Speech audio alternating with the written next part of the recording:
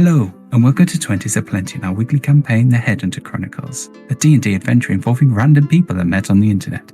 This week, the party venture into the unexplored depths of Dragonsfoot Fortress. If you enjoy this week's episode, please remember to like and subscribe. Either way, we'd love to know what you think, so please leave a comment below. And with that, we hope you enjoy this week's episode. We travel and roll, our intentions are good. Maybe. We fight, at times polite. It's D&D.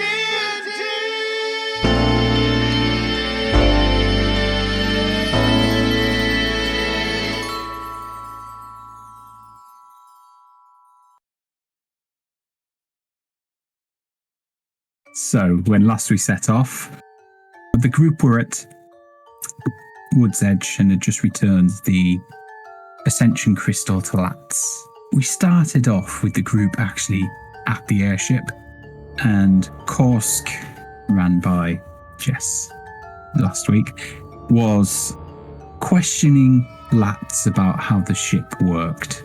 He was a little bit worried given there was a drunkard at the wheel and wanted to understand a little bit of how it worked, so just in case Margan went a little bit awry, he could at least understand and try and land it safely.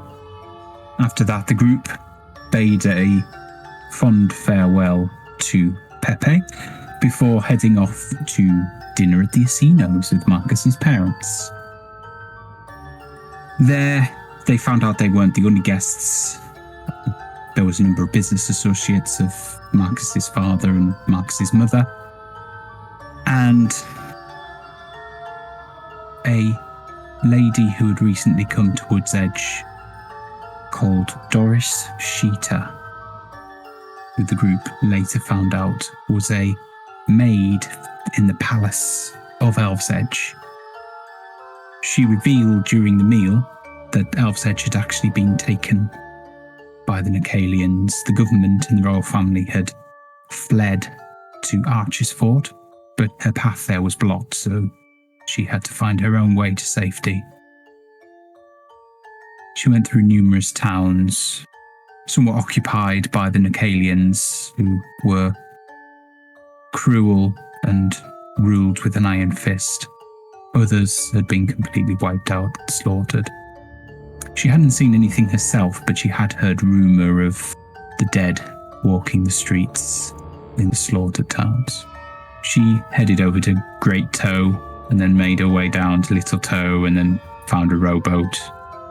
Her and a few others managed to row past the Nicalian blockade in the middle of the night, kept rowing south until they hit land east of Wood's Edge, made their way across to the town, and have settled there ever since. Slowly, one or two other refugees followed. Some had been there long enough to build houses, others are camped out outside the tavern. After bidding farewell to the Asinos, the group headed back to the ship. The next morning, the group set off towards Catan City to pick up Harmony, the Dragonborn mute that they had been hired to take back to Dragonsfoot. On the way, they spotted high above them a silhouette of a dragon with a hole in its wing. Now and again, as it turned, they could see that it was actually a green dragon. They were being followed over Mordash's territory.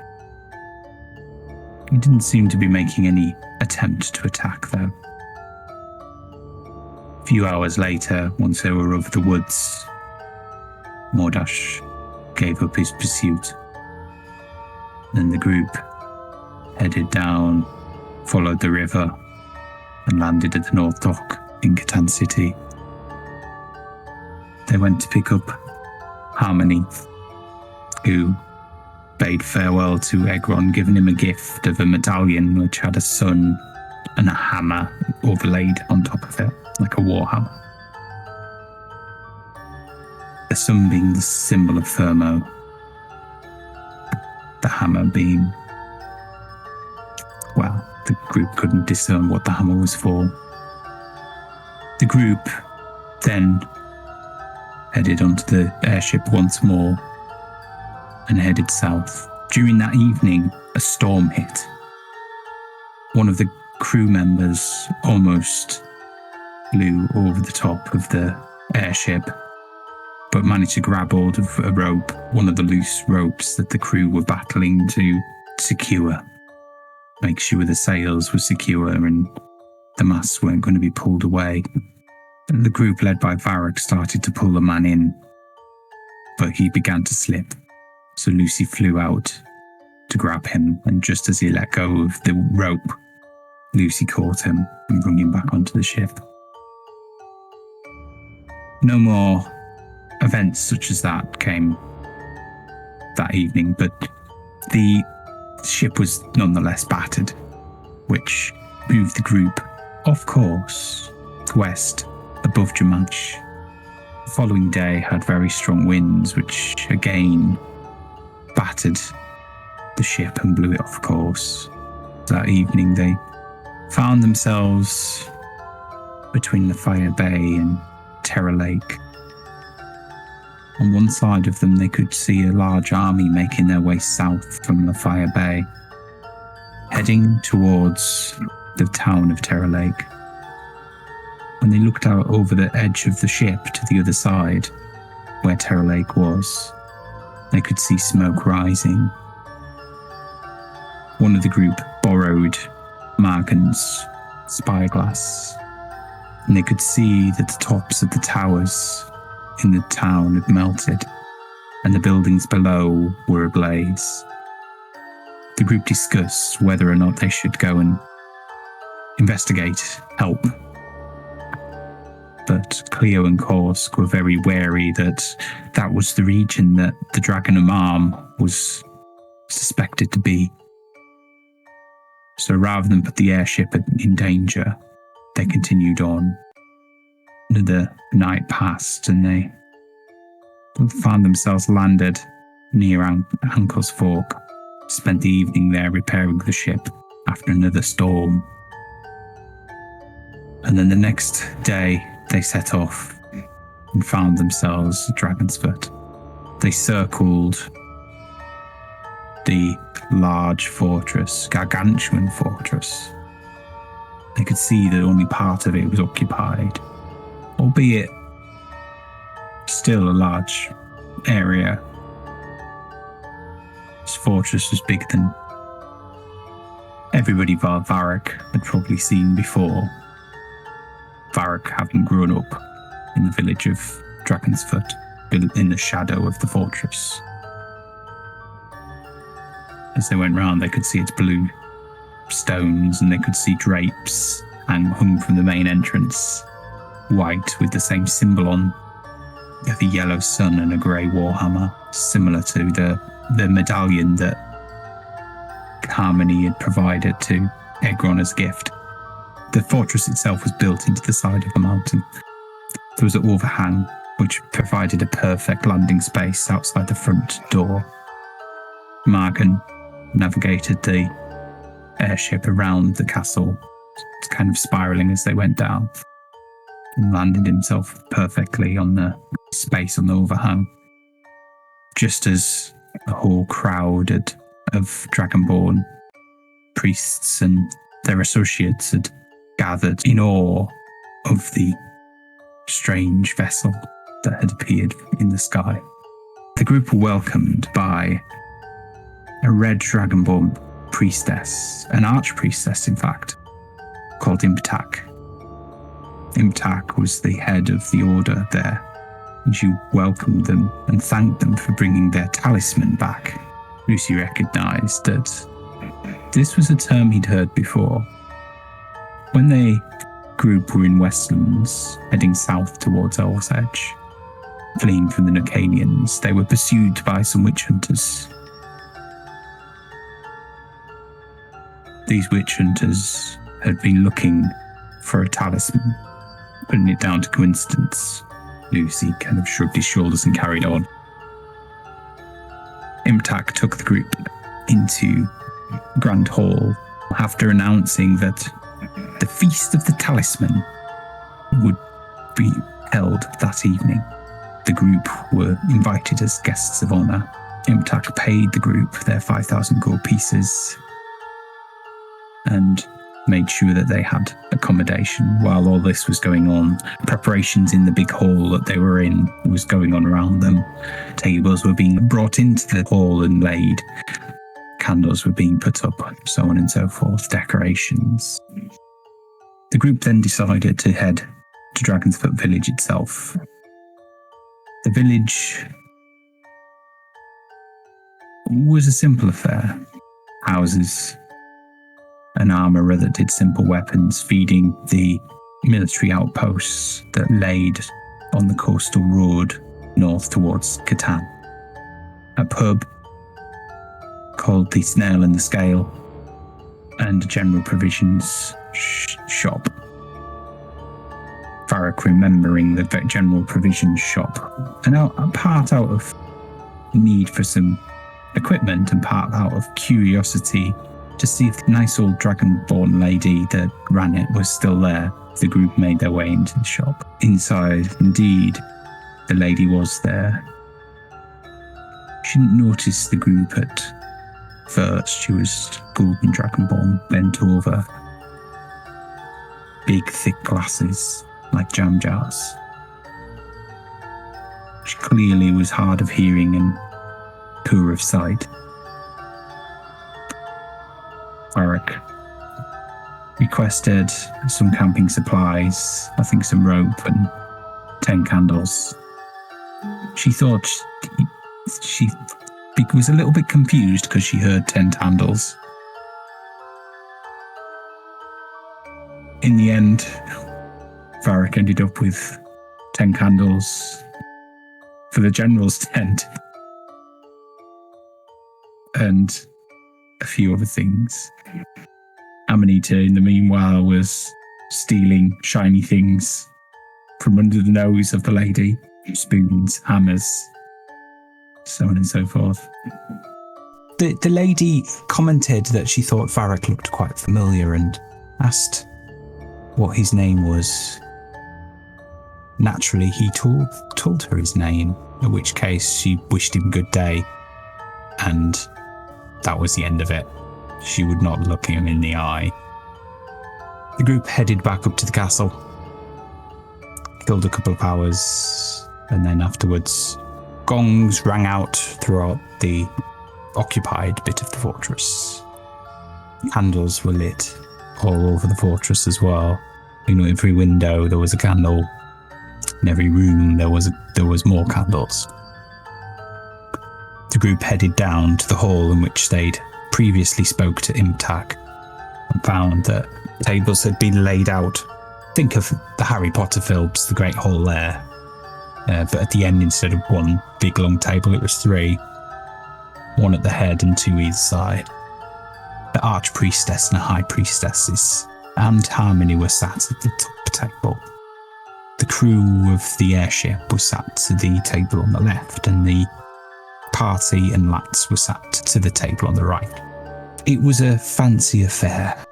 It started with Dragonborn doing a number of tricks and entertaining spells, and this ceremony that was like passing fire between one would breathe out fire, the other one would breathe it in, and then pass it to the next one who would do the same.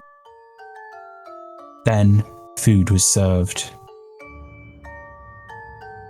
As each wild and wonderful piece of food, fish, raw and cooked variety, a large turkey type bird. What was the group were informed was camel steaks, roast beef.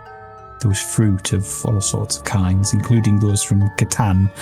Apples were considered a delicacy in that region. The group continued to feast. Luci shoving some of the food down his pants, including a leg from one of the birds. She was probably about 3 or 4 foot in length. He was getting strange looks as he was sticking this down his pants. When the meal was over, Imtak made a speech about how lucky they were to have Harmony back, and also that he'd learnt a lot while he was away, and so on and so forth. Afterwards, she came over and talked to the group, and she was explaining how Harmony and his twin sister had been delivered upon the priests on the doorstep of the fortress with a note. The note explained that the village in which they were in had burned, and the children were orphans. That was an experience that Harmony's sister couldn't stand. It drove her mad. Flames, dreams of flames. She thought it was best that she escaped the land of Dragon's Claw in search of peace. Imtak probably wasn't sure if it was the sister herself or the voices in her head that drove her out.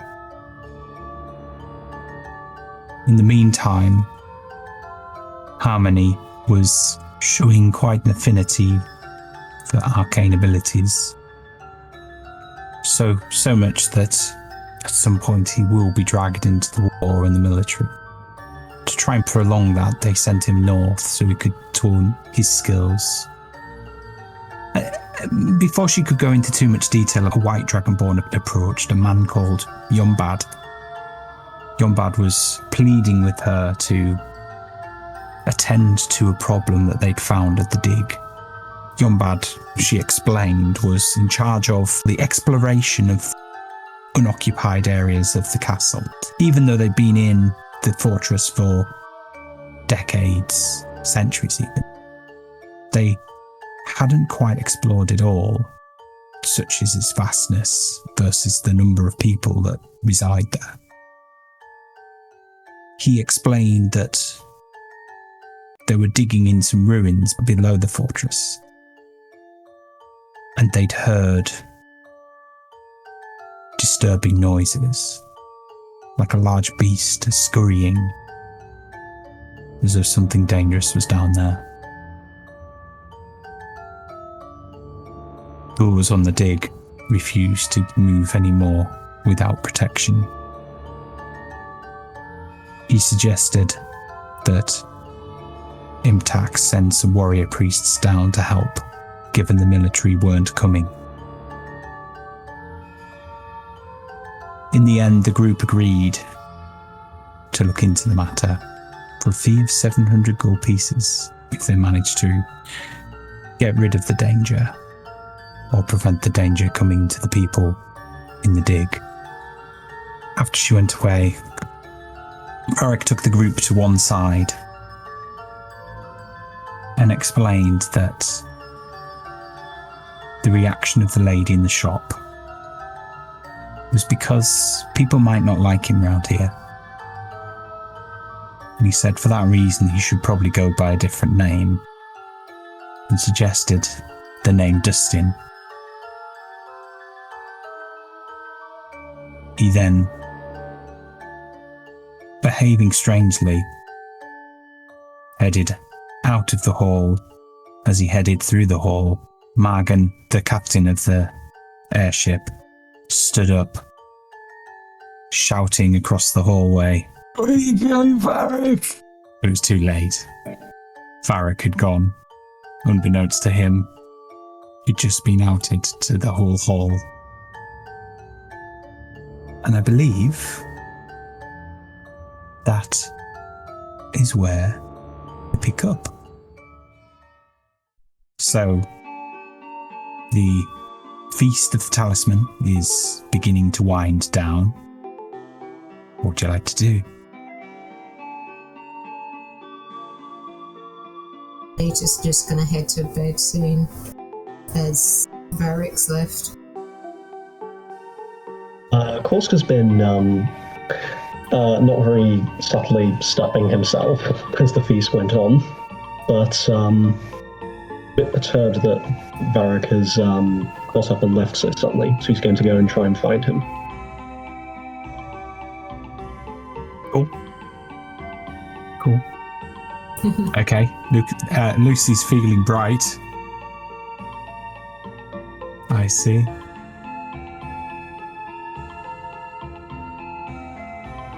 Does Lucy notice any not so travelled passageways from wherever he is?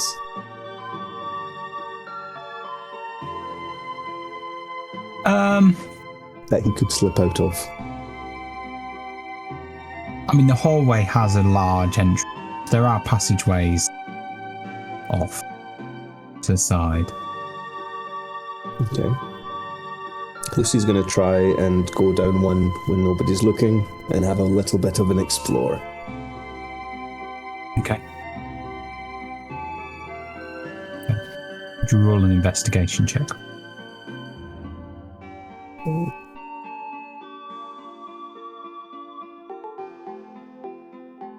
19. You head off by yourself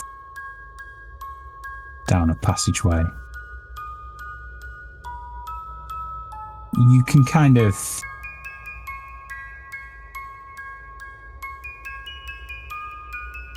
sense that the direction in which the unoccupied parts are. So I think it's south east area of the fortress that's occupied, or the eastern bit at least. So you start heading kind of to the northwest, off towards the northwest. But the thing is, I mean, it's that vast. A couple of hours to even get to the unoccupied bit. It's now probably about 1 a.m. You find a staircase.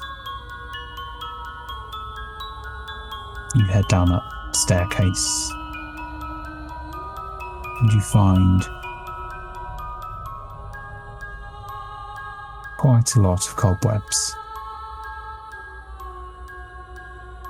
As you start heading further and further down, you can see traces of some sort of infestation of spiders. Rather large spiders in that particular wing.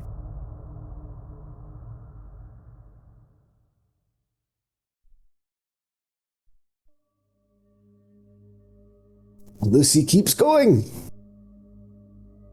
Okay. You continue to head down.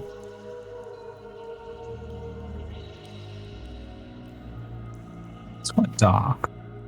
I'm assuming you're not lighting anything to give yourself away. No, just the dark vision. Cool. So, I mean, you're still in Fortress at this point, Ted. So you are going past the odd window and stuff. But it is dark. The cold breeze kind of fills. Could you do a perception roll, please?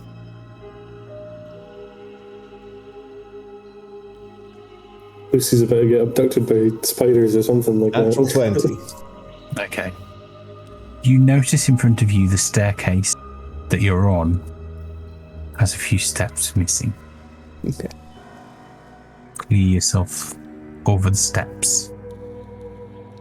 Continue your way down. You come to 3 doors. One to the left, one to the right, one in front of you. Which door? What would you like to do? Right. So one to the left, one in front of me, and one to the right.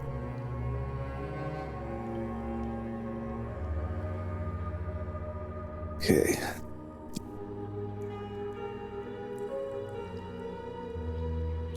Taking the left. Okay. The door's a bit stiff. You can kind of get it open about an inch, and there's a bit of resistance behind it. Can I see anything when I've got it open a bit? Just darkness. Does look like there's cobwebs in there.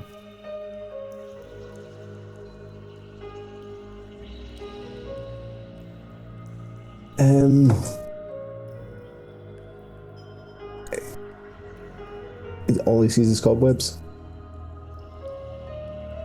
That's all you can see, like an inch in. It's Right. just. It looks just. Doesn't look as though there's anything in there really, but it's just fuzzy. Yeah, he'll try a different door. Okay. Which door you try?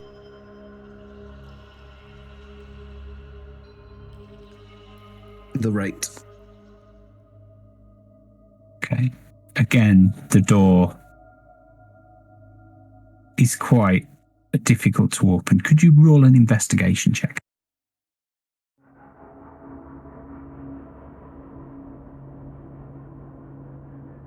Three.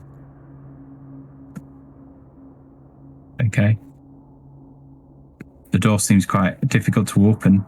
You've got it again. It's open like this time. It's open like a center. And again, just cobwebs. As far as you can see.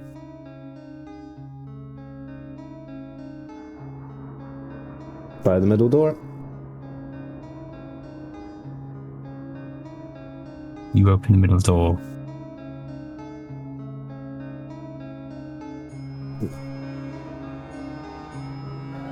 This time it still sees, but you managed to get it open a foot so you could squeeze through. Do I see anything in there? You see the hallway that you're in continuing. You see a hallway and then stairs down.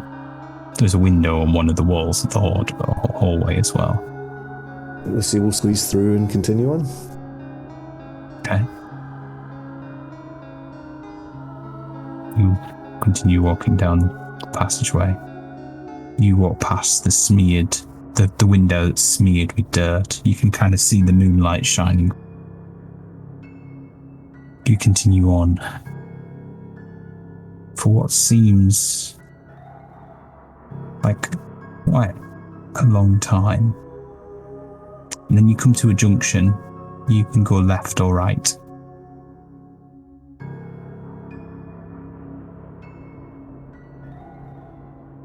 Left. Okay. So you head left.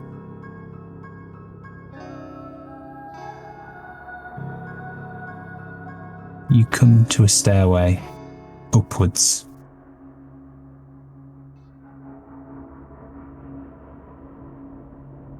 You ascend the stairs. Could you do a perception check?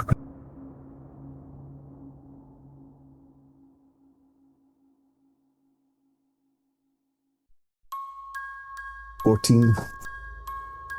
Okay. You notice a few of the stones on the stairs in front of you are loose. You test the other stairs and manage to work your way around.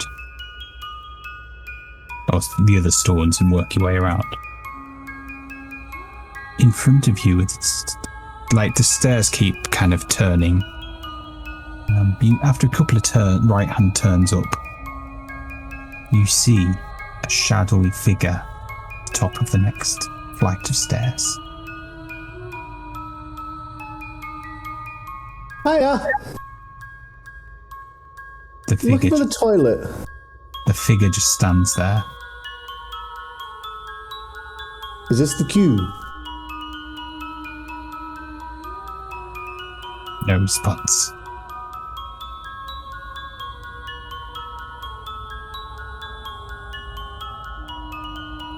Lucy goes closer to it.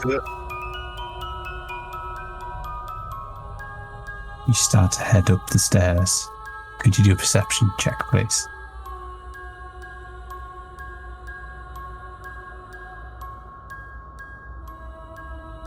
$19.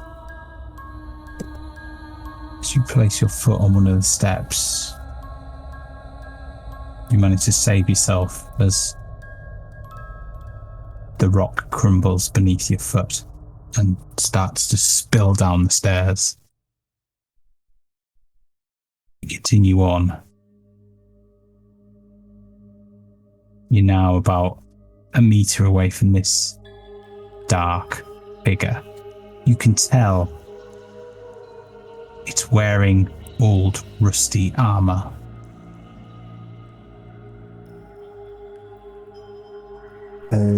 He'll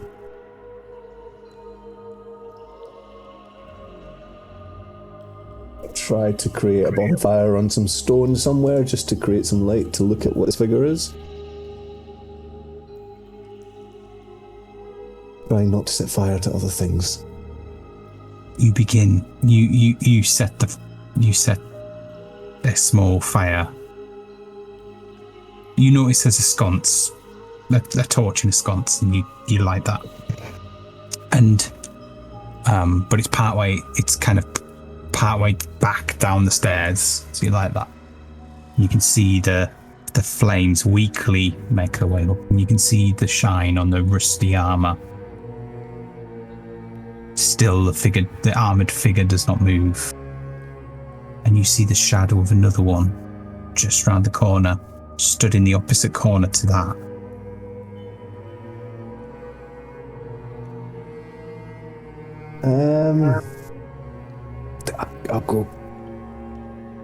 I'll go into my pants and bring out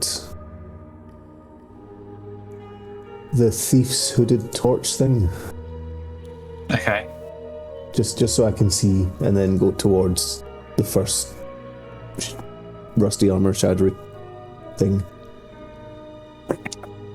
As you approach, it just stands there doing nothing. Pardon me? Is it a metal armor? It's rusty metal armor. Looks like steel or iron. Lucy will knock on it. Just see if anything happens. Say hello? Could you do a perception check, please?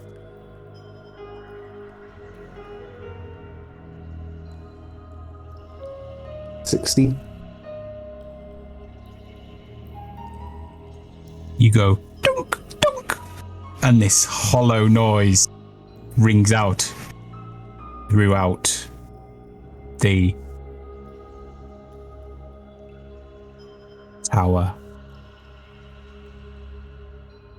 Then you notice one of the pieces of armor, the helmet, begin to fall off the top. What do you do? I'll try and catch it. Okay. Do an acrobatics check.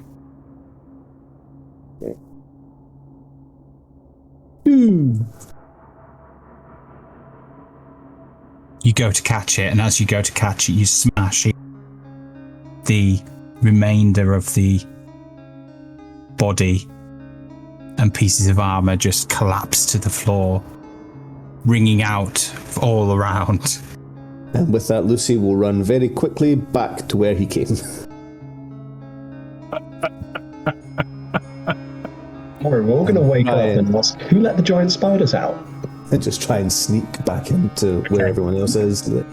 So you run down you run down the corridor. Could you do a perception check, please? Oh, you're running down the stairs, sorry. Could you ring it? 12. Okay. As you're on your way down, you miss a step as the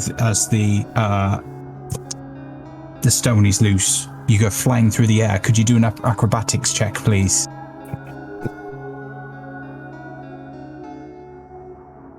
$14.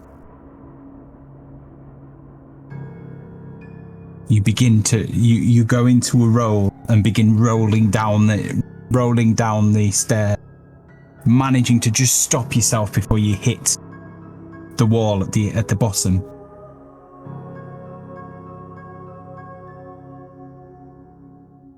Should you do a perception check, please?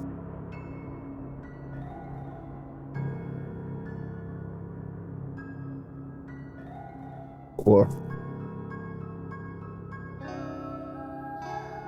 you hear a dunk, dunk behind you. yeah, I run faster. Just straight back to where I was, through the door and out. and maybe let out so and just go. So as you turn from the sound of the armor coming, you run straight into a cobweb. Could you do a strength check, please? Check. 6. You find yourself stuck fast. You brace yourself for what's about to come. You manage to turn your head to see behind you, only to see a pile of empty armor at the bottom of the staircase. You whip out your knife and cut yourself free of the cobweb.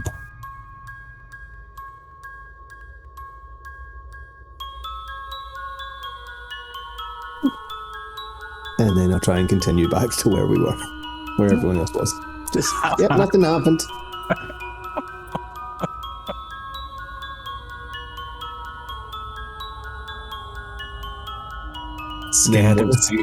Scared of an ornamental. Yep. Sorry, that's just me fucking with you. Anyway, you head back into the castle. It takes you another couple of hours, so it's probably about I'd say you explored for an hour as well, so it's about 3 a.m. You land back at your tower, at your room in the eastern wing. While Lucy's off exploring, what's everybody else doing? Varric's gone to bed, obviously. In the ship, not in the castle, in the ship. On the ship. Anybody else? Amanita's fast asleep. Amanita's fast asleep.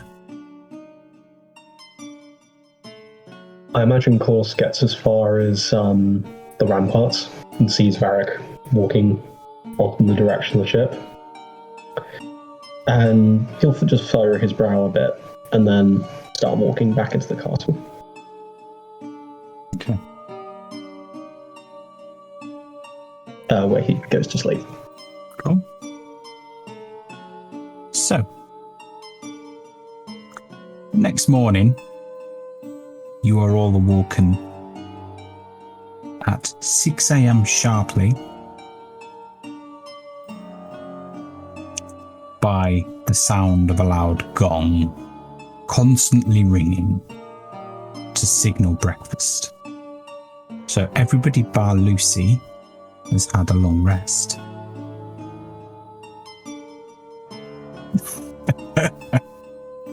I think at most Lucy would have had a short rest, but just Sure. chilled out. Yeah.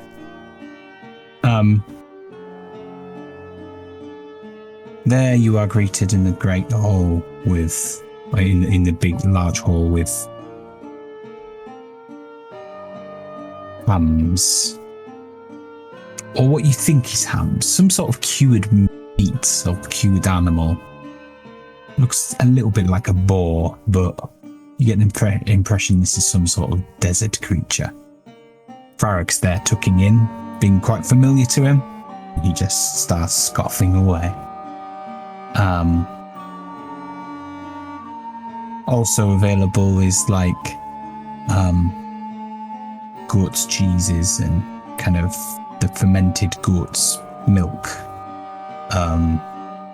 drink that had been in the general store, or the juice, like cactus juice type drinks as well.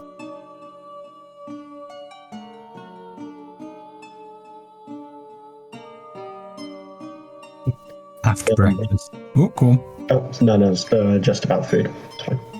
After breakfast, Imptak and Yombad approach. Good morning. I trust you slept well. Now, to business. Yombad will take you to the site of the dig. There you will investigate the noise. Once you have discovered what it is and put any danger to rest, return to me and I will give you your 700 gold pieces.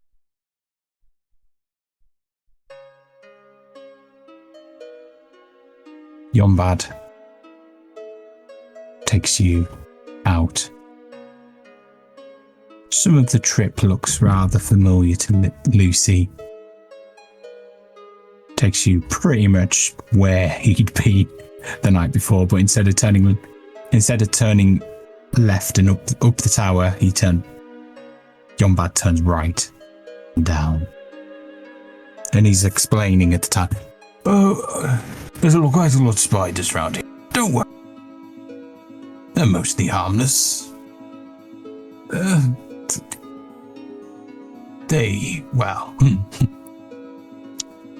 not quite sure about your softer skins, but certainly for ours, their fangs can't quite get in. But don't worry, they're not huge. They're just about yay big. About a foot across. It'll be fine. They're just seeking shade. Somewhere to live. As long as you don't disturb them, they won't disturb you." It is. Did I cut off again? I think you did a little, She went, "Oh, I like spiders." I don't. Even if they can't hurt me, I don't like looking at them. Bit creepy. I mean, if you collect enough of their webs, you can even make yourself a nice piece of clothing. I'm not gonna lie, that sounds a little gross to me, Amanita, but if it works for you, I'm sure it works for you.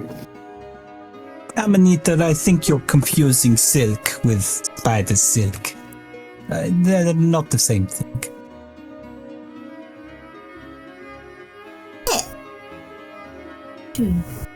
Lucy's deep in thought and just asks, sometimes. "Are spiders tasty?" It depends where you're from. I don't know, I've never ate one. You'd have to be pretty desperate to have spider, given the typical menu of this place. Just a thought. That Lucy goes quiet again. Well, I would say, Lucy, as I've heard tale of your cockatrice dish, be mindful of the effects of that before you decide to dig into something else that is... It didn't affect me. You prepare dishes with unknown monster parts. Marcus was probably like, yeah, he decided to, it was a waste when he roasted one of them with a bonfire. So Once is at the bottle, which he usually carries his poison spray in, with the hazard marking very prominently displayed on it.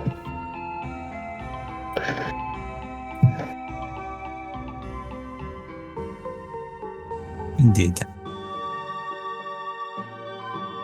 So, takes you down.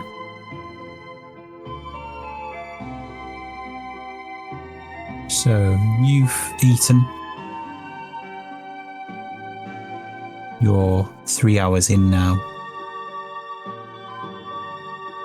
He's lit a torch. You are surrounded in darkness. You continue down and down and down. You are half a day into the depth below the fortress. You stop for something to eat, some rations, and then you head down a bit further. It's not far now. Hey, seems to be a lot of unused space in this place. I mean, like I don't know how long we've been traveling for, but it seems a while, and I've not seen a lot of other people.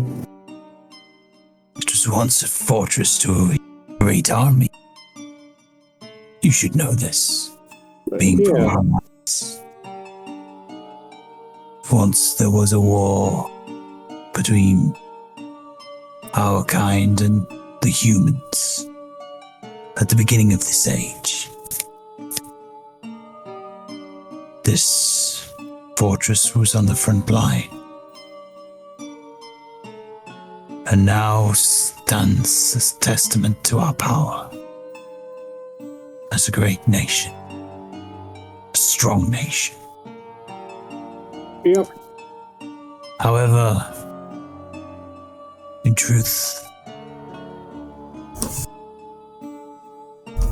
what we built was actually on top of a larger fortress from a previous age. It is there we are now situated, located. Legend has it that a legendary artifact lay within these halls. Though we have not found it,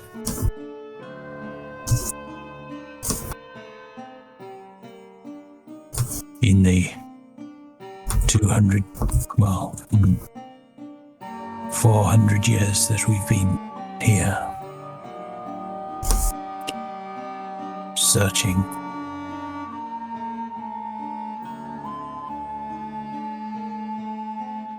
Do legends describe the properties or appearance of this artifact?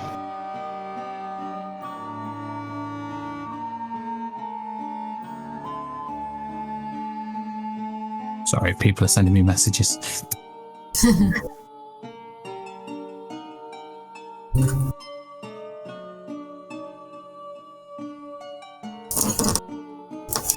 It is rumored to be a hammer. Or war hammer.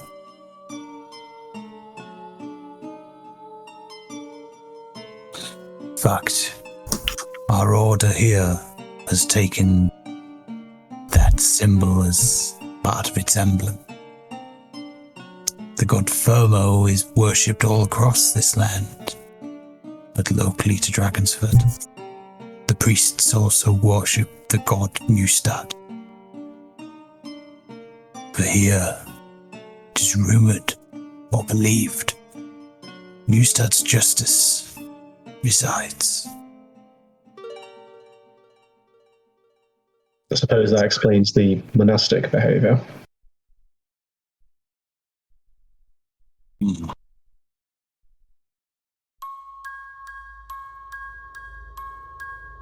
Come, let us go to the dig. It takes you further down. Probably another hour. It's probably mid-afternoon by now. And you find yourself... You can see remnants of tools and things that have just been left. It looks as though somebody is... a whole huge amount of, like, 100 people or something have just scarpered away from something, been spooked.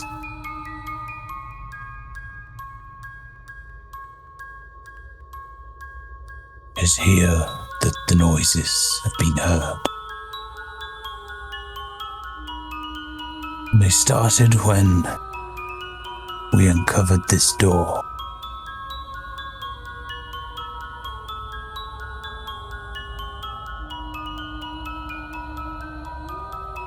I do not, feel free to open it. It's just a simple door. Albeit half rotten, but it is thick wood, heavy, seems to open. Albeit we've not ventured in behind.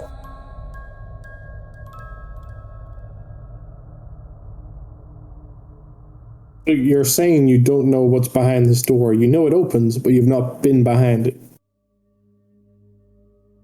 No. The noise we've heard seems to be a giant creature. Right. Like a spider. Legs. We also hear banging.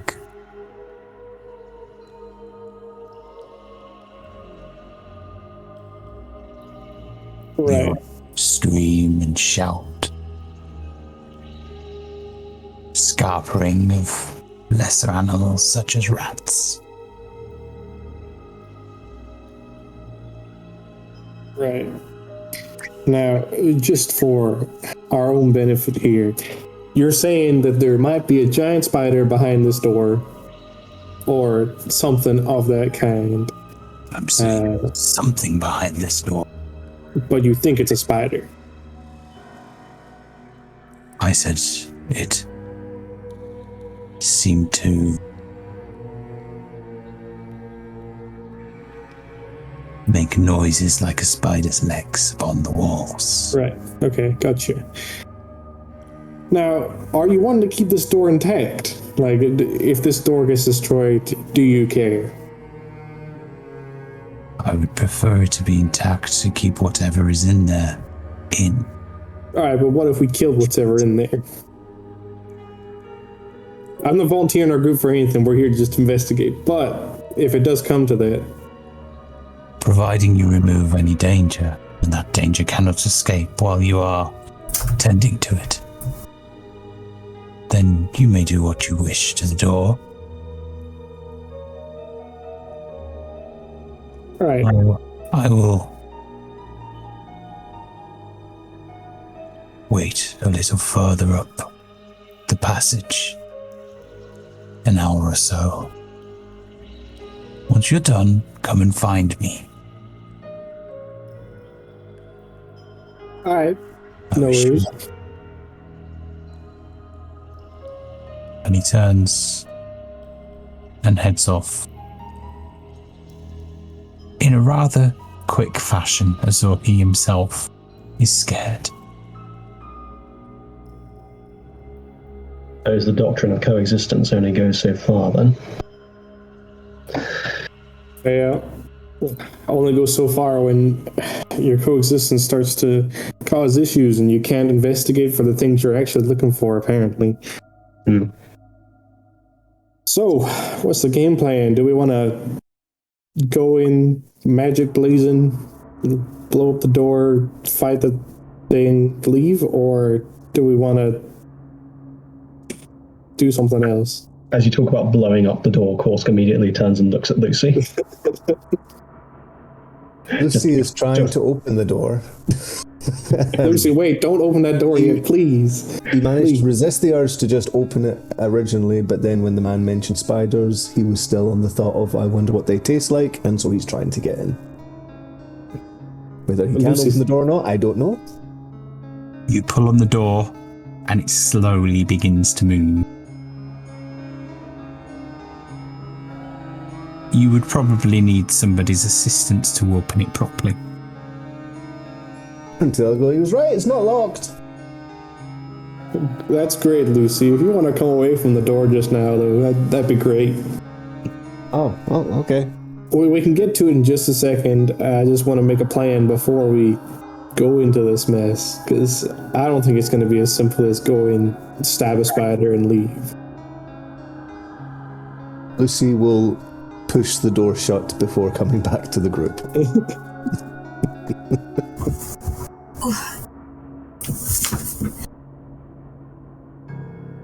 I would caution against rushing in, trying to destroy something until we know what it is and whether it actually poses a danger to us. How are we going to know what it is if we don't go find out? Is there anything around the door? Do an investigation check. Yeah, there are cobwebs still around here. Like, is this still like a very heavily cobwebbed area? There are no signs of cobwebs nearby. That's interesting. Cleo raises a point, however. If the spiders haven't been aggressive in the past, they should only attack if we provoke them. Oh. Did you do your investigation check, Jess? It didn't come through. What was it? Was it not the Yeah. natural 20? No.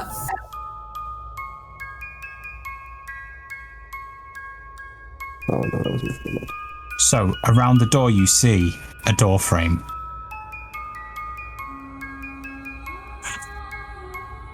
Lucy But got It's a wooden door with a wooden door frame. Are there any the tracks that were left behind? Are these just from the working party that was scared off? Do an investigation check.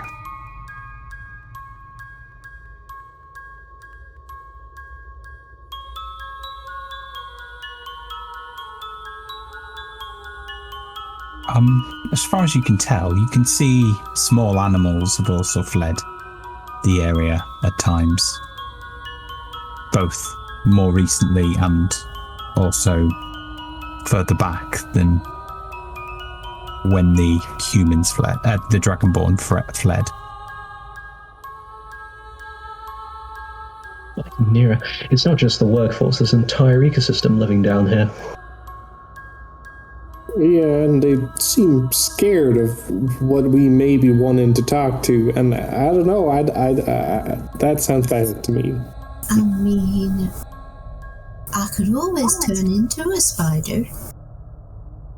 A big one? Yeah. That could certainly help. If we had someone to act as diplomat in this role. Folks, come on. We just beat a dragon. We don't need to be scared of anything. Let's just go. Lucy will just point to the door. I suppose we could certainly put down the fear of the workforce to superstition of some kind. I don't know if Varric, is there any spider-related phobias among the denizens of Dragonclaw? Wayne, is there any? Do a history check. History check.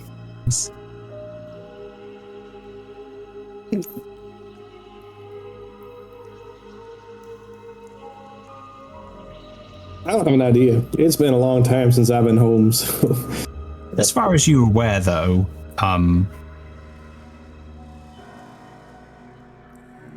most spiders can't pierce Dragonboard scales unless they're giant.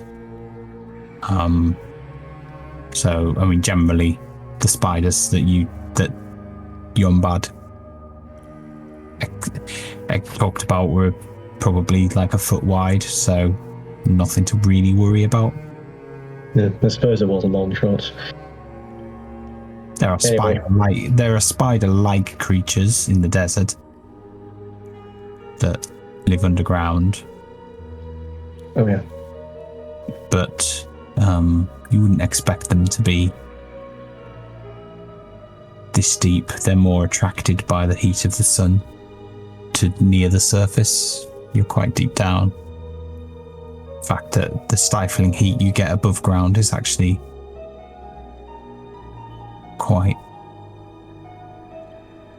It's like muggy down there, but it's like the temperature's a lot cooler. Just really kind of humid and stale air.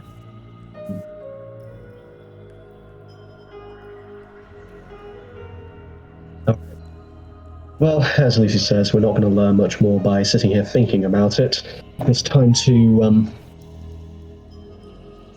do the hands-on work the college never wants to do. I ready my weapons just in case. Lucy, if you open the door, I'll keep an eye out on the shadows. I might need a hand. It's kind of heavy. Marcus, you look like you lift out a couple of times. Go help him. You do a strength check with advantage, please. Marcus isn't sure whether or not that's a compliment or a jest, given he's more dex-based fighter. 17? Okay, you manage to open the door. Just quoting that. Yeah. Could you all do a perception check, please? It's dark here, isn't it? Yes. I cast light on my staff. Okay. Natural 20. Okay. Somebody do Marcus, please. Oh, yeah, sorry, I'll get on that.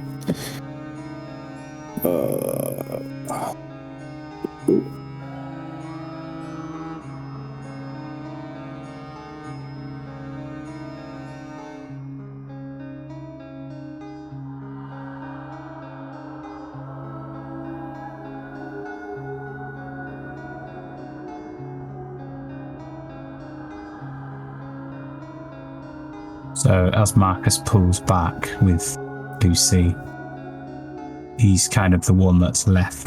He helps get the momentum, and then Lucy continues pull up. So he's left there facing the thing, and all he sees at his feet, scurry of rats out of the door by his feet, and he just kind of, he doesn't jump in the air, but he kind of is a little bit surprised by it.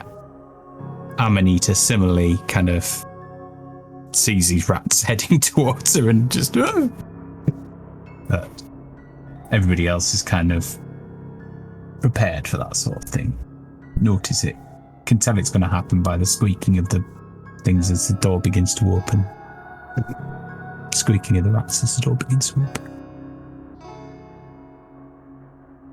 Behind the door is a passageway.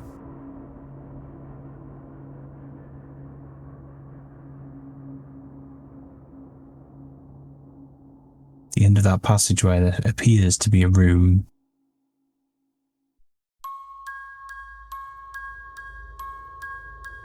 What would you like to do? Is there any signs of cobwebs about? Surprisingly clear of webs.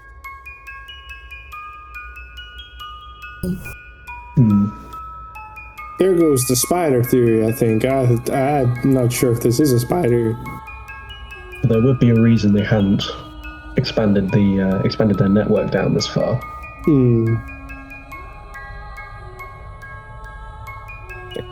We're gonna go check it out then?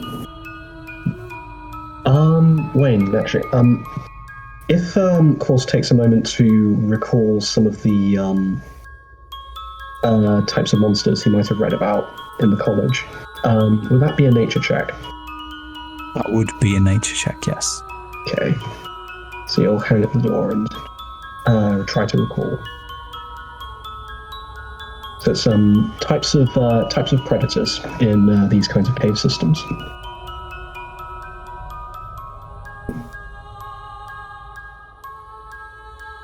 So you're aware of subterranean predators.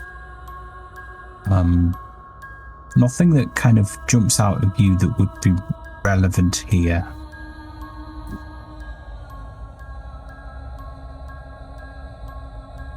There are a few examples of creatures that would be a threat to moderately sized spiders, but the climate down here is just wrong for all of them. Could you do an investigation check, please, everybody? Nat 1.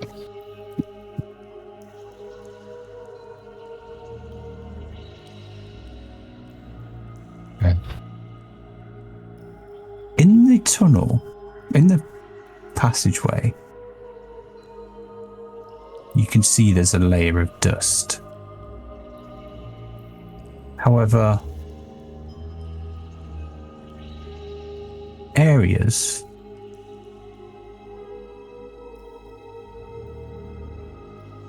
appear on the ground, appear to have dragonborn like footprints on the ground.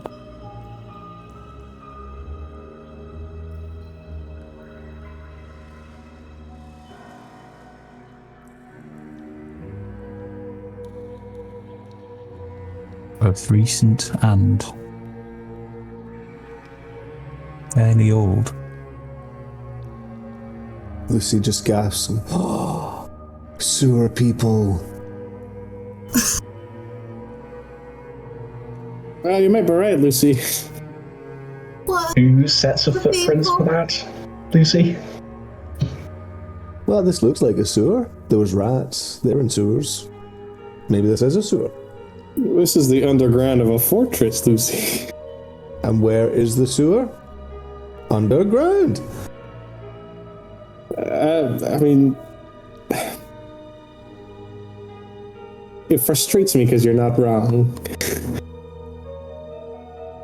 Oh, now don't let him get out of it. Would they really put a sewer in 50 feet down from background level?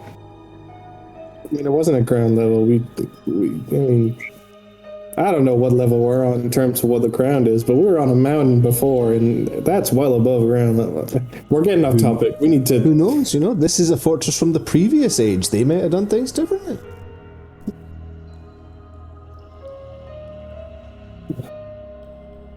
Now it's my turn to realise he has a point.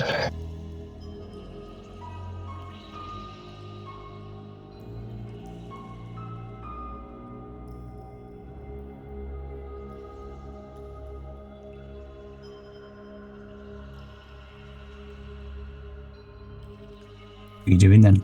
There's a passageway in front of you with some footprints. Both back and forth, I will add. I mean, the guy said that they didn't open this door, so the fact that there's footprints coming through here means that someone's been opening and closing this door, which leads me to believe we should go towards the end of this hall. But that's just me. So we'll go as group though, Lucy. Let's stick together.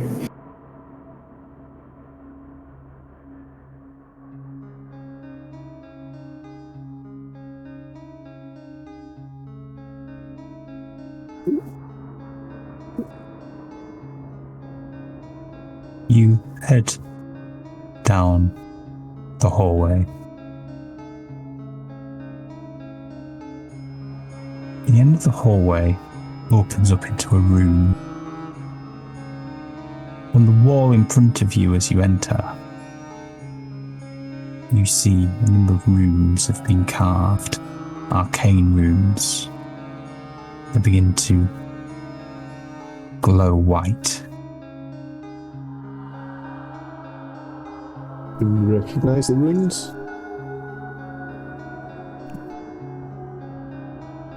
Do an arcana check. You can all do an arcana check if you want. Yeah, I'm gonna do one. I'll give it a go, but my rolls have been rubbish today. I know the feeling, Jess. I know the feeling.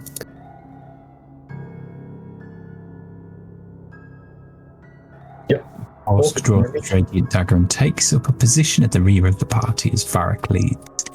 He holds the blade above his head to keep the shadows away. Okay. Our only hope is Marcus. Oh, keep forgetting to do it for it. It's a -1. Oh, that's a really good roll for Marcus. Marcus is like, man. These look similar to the markings at the temple. Lucy, do you remember the temple that when we went under the river? Oh yeah. That was to keep something in or something out, I believe. I think it was a bit of both. Yeah. What was it, that drow? Sleeping drow guy? He was... We kept him. Remember the Kashala couldn't get in either, could it? Oh yeah. Yeah, it hit the wall. So do you think this is to keep things out or keep things in? Well, don't know. I mean, there's something crawling around, isn't there? Inside, supposedly. Well, I guess there's only one way to figure it out, and I kind of put my hand up and to So also in the room, lad. So that's the first thing that you see as you enter runes. But in front of that is a table, a stone table. And in amongst the runes, also covered in runes, stone block, which obviously looks like a big kind of heavyweight door. On the table, in Draconic, is written, "The initial solution will be the way in." And in front of you are 4 jewels. A white pearl, about an inch across. A pink opal, about an inch across. A bright green emerald, about an inch across. And like a pale green gem.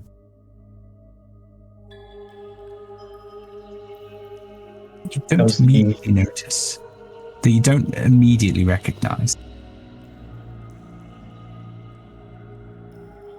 Could you all do a nature check, please? Oh, wow. I can roll the session. Wow, you are all rolling badly today, aren't you? Come on, Marcus. Marcus is carrying it. Marcus has got the whole team on his back today. Like, What are we rolling? Nature. Nature. That should be right up your alley. You're recognizing a rock. There we go. Okay. So Marcus is like, I recognize this. This is something Dad uses. Some sort of metal ore. And Amanise is like, you know it's something called nephrite or nephrite. Nephrite.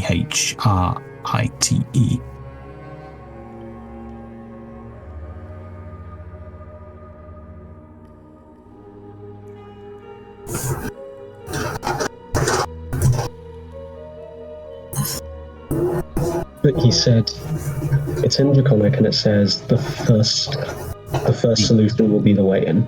The initial solution will be the way in. Perhaps it's talking about geological age of these stones. That would be pretty complex, though, for a... yeah. Wait, what are the stones again? Like, so what's actually on the table? A white pearl. A white pearl. A pink opal. Opal. Bright green emerald. And this, like, pale green nephrite or nephrite. The initial will be... I mean, the particular wording on that kind of means something like the first letter of the jewel might be the key to it, but I don't know what other things we're looking at here.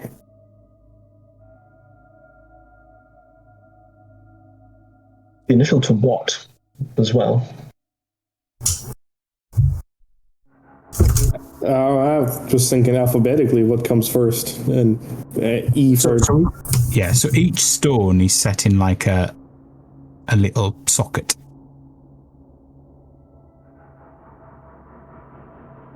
They appear loose though. And they're in a line. What's the exact equally wording spaced. again? Just a second. The initial solution will be the way in. What the colours are? Fine. I'll just put them in the general chat.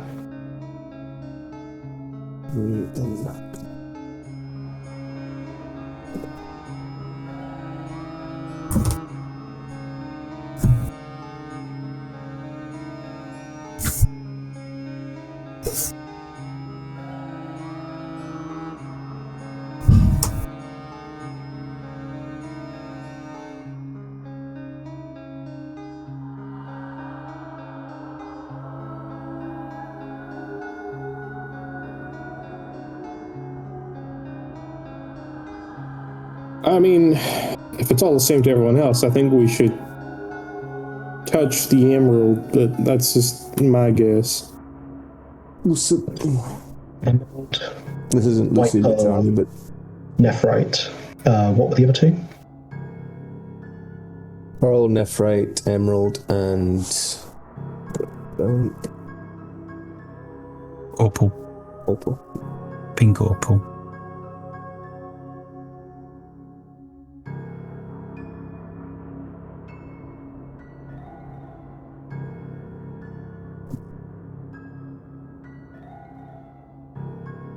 As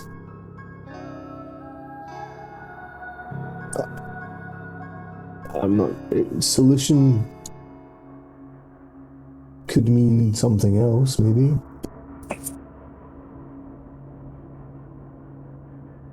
Like maybe, science solution wise, chemistry wise. Don't know. Does nephrite explode? Marcus is like, not that I'm aware of. It exists as a mineral for any length of time. It has to be stable. It's chemical.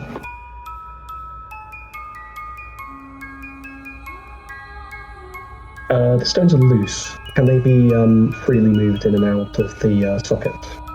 Yes. Okay. Does anything happen if I try to switch two of them? If you try to what, sorry? If I pick two ones at random and change their sockets?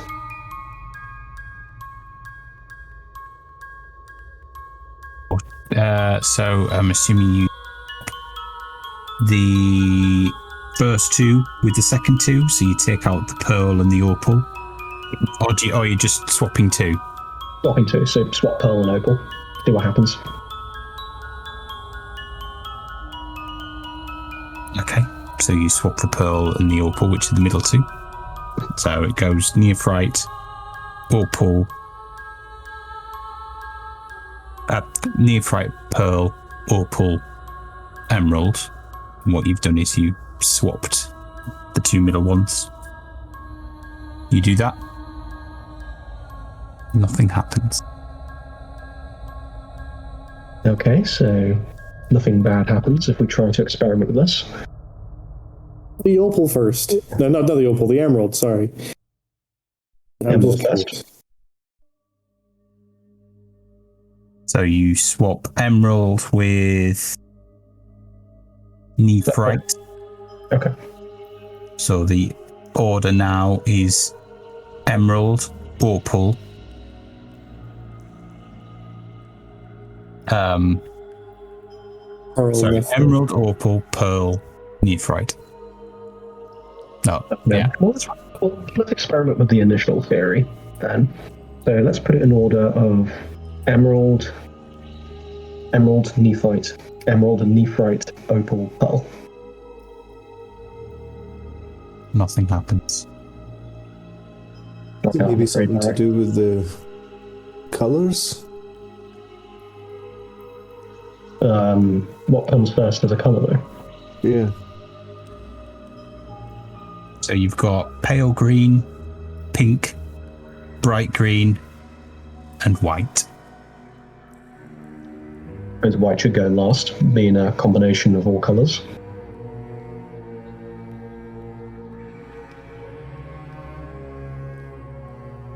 So you've got pale green, bright green, and pink then.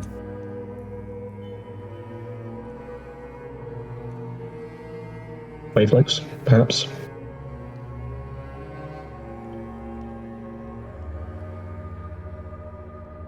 Do they have different toughness values? They will do. Do any of us in game know that?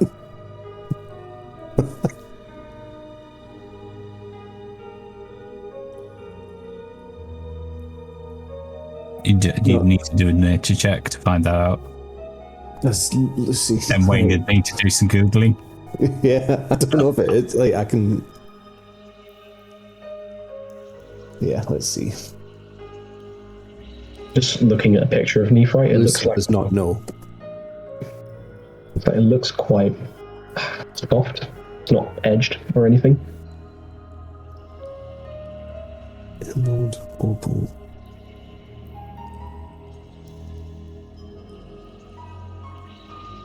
And if they're color related, then how does light green and green affect the order?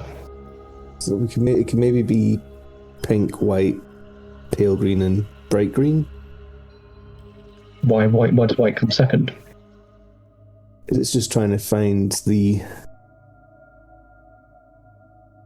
How do we go from white to green to pink?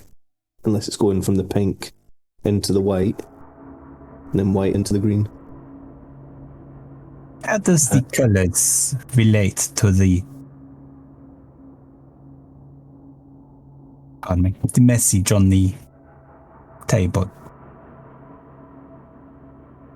Initial solution will be the way in. What was so the perhaps- message on the table again? Sorry? What was the message on the table again? The initial solution will be the way in. We just try putting them back in the order they were. So the pearl, the opal, the emerald, and the nephrite. Nothing happens. What about if we do one at a time and just see if anything happens? In that same order? Or like we'll try each stone in the first slot one at a time just to see if anything happens. So by itself, nothing happened. Okay.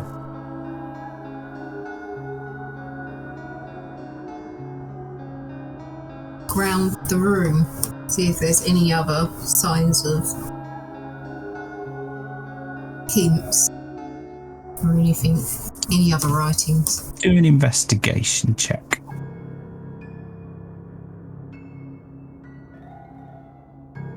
I will help Amanita with that. Okay. Roll with advantage. It's good you are helping me because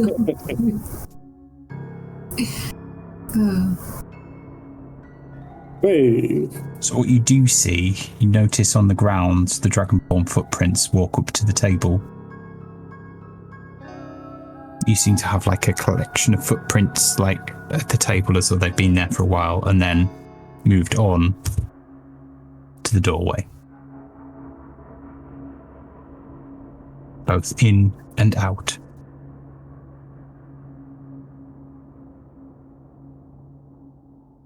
What about if we... Could it be that you need these stones to go through the barrier? Rather than putting them in an order? Is there a space on the door where a gem could be slotted? There is no marking. Other than runes, there are no markings on the door. There's not even a handle. It's just gone flat. is there any signs of like on the table?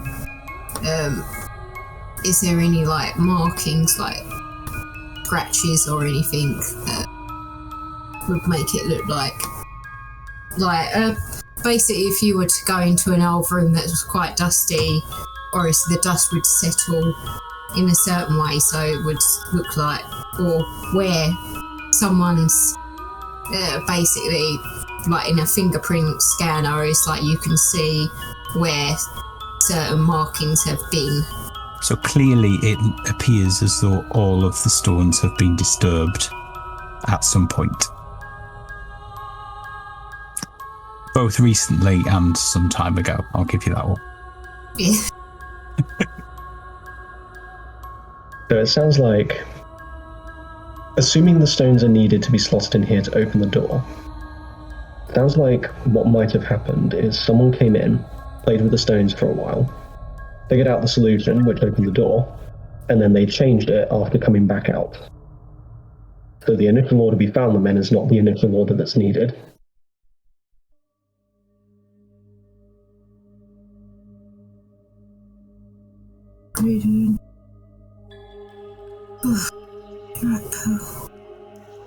Possibly. Varak, you had a theory at the beginning. What was your initial sense? My thinking was that, well, each mineral we got in front of us has an initial letter, which would be, EP. No, that's wrong. Excuse me. Let me redo my alphabet real quick. ENOP would be the order that we need to put it. So emerald, nephrite, opal, pearl. That's what was my thinking, but we tried that and it didn't work. So Is The there? initial- Sorry, Sam. The initial of the color, perhaps?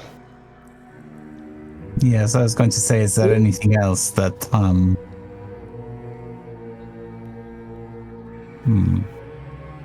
So the greens would be.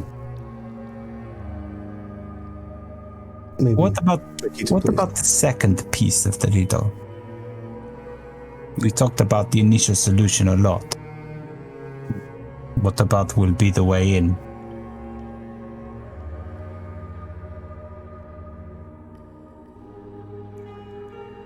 Is there something you can do with the letters that would lead you in? Oh, I've got it. I've got it. I see. So Varric, you was right with the spelling. It's just we have to spell the word open. Yeah. Oh, right. I was trying to work. I was sitting there, coming up with different words. Like, no, that's not right. No. And then when you said about that, I was like, open, open sesame. So Amanita takes over, grabs the opal, puts it in the first slot, grabs the pearl, puts it in the second slot, then the emerald, nephrite.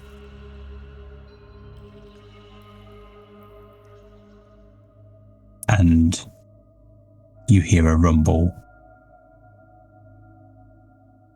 And the door begins to lift. She puts the last stone down, and that happens. She'll just go, open sesame. So then you walk. So then you walk into the. You walk towards the passageway. You can see down it. It leads to another room by the look of it. Are you wanting to walk down that room? You can see the footprints of the Dragonborn heading down there and back again. Let's go. I hope there's not another spelling puzzle in there.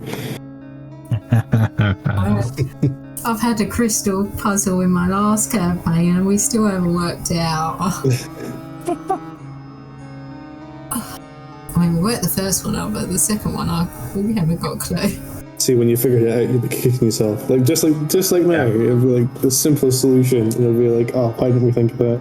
So you head down the room, down the hallway. You can see, actually spilling out of the room is sand. You stop at the entrance and you can see all this sand. And in the middle of the sand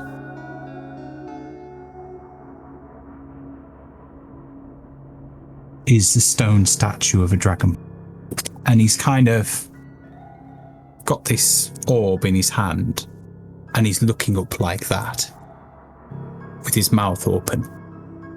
His hand is kind of, both hands are like open.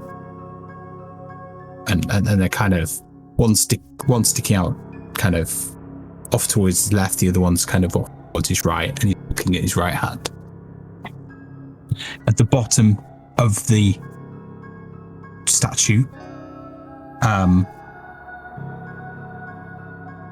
in Draconic, says, "The path to justice will be unbiased."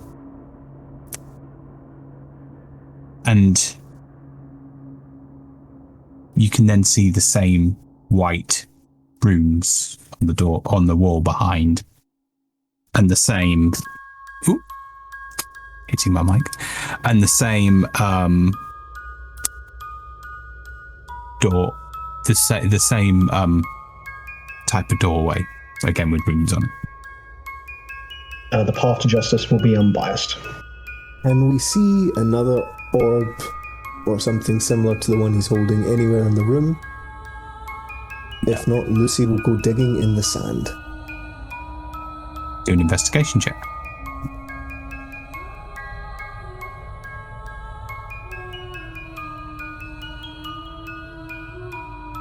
Nine.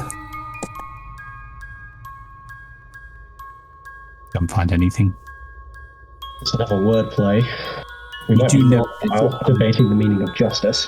You do notice again there is footprints leading into the room up to the statue, and then away from the statue through the door. Emily's just going to fly over to the statue and study the orb. Not touching it, she don't want to touch it. Just study it. It seems to be carved as part of the statue, so it's not like a separate orb. It's just like it's just been kind of carved out the same stone. Lucy's crossing his arms and grumbling to himself, I'm not putting my armor on that. I don't think we need armor. Is it not scales? Is the statue not a set of scales? The path to justice will be unbiased.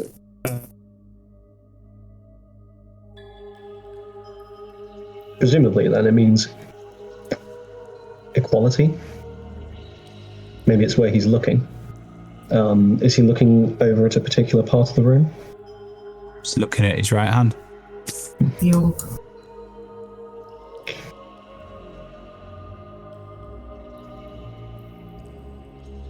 And the arm move. The right arm. One that's up. Yeah, the one that's up. Do a strength check. I'm not very. Oh man. I'll help you. Awesome. I'll roll with advantage then.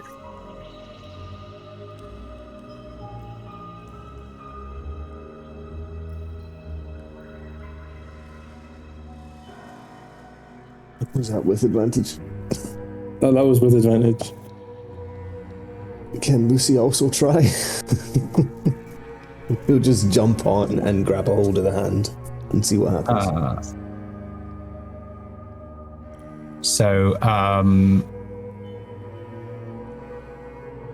Do a strength check.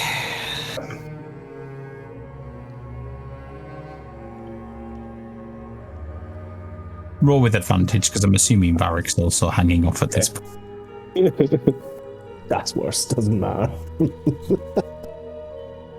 You get the sense it moves. I mean, you can see at the end of the arm that a shoulder socket doesn't seem to be carved in the same way that the orb is with the hand. It does seem to be a separate piece. I think we just need everyone to help. Like, Corsical step forward and just gently kind of just brush Varric and Lucy's bodies aside and try to see where the footprints were standing relative to the statue. So are they on the front or the back or around to one side? Do an investigation check with disadvantage, please. Sorry.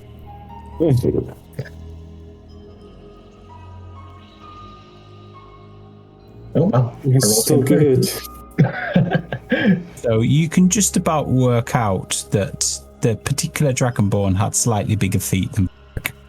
So you can discern between the two sets of footprints of Varric and the other one. And they do seem to be around the arm. So we're on the right track. Thanks, by the way, for mucking up the scene, Varric. Hey, it wasn't just me. Don't blame me for that. You still figured it out. Anyway, what do we think we need to do here? You also notice off to one side appears to be a delve in the sand. Like a dip. Lucy, did you try checking that one? And Gorsk will reach his hand in. Into the Here, delve. Fred. Yeah.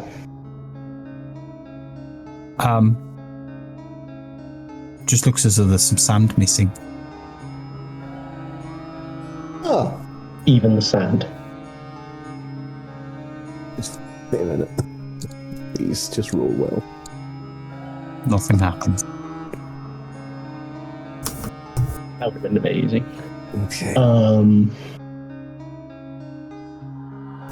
Did you say there was a lot of sand on the floor?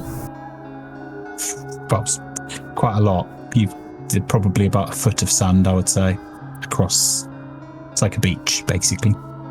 Do we have any bags? I think we can fill the sand up with. It's Lucy's pants. Yeah, they are baggy trousers. Charlie has an idea, but Lucy rolled badly. So just Lucy. So Amanita has asked bag. What's in jars?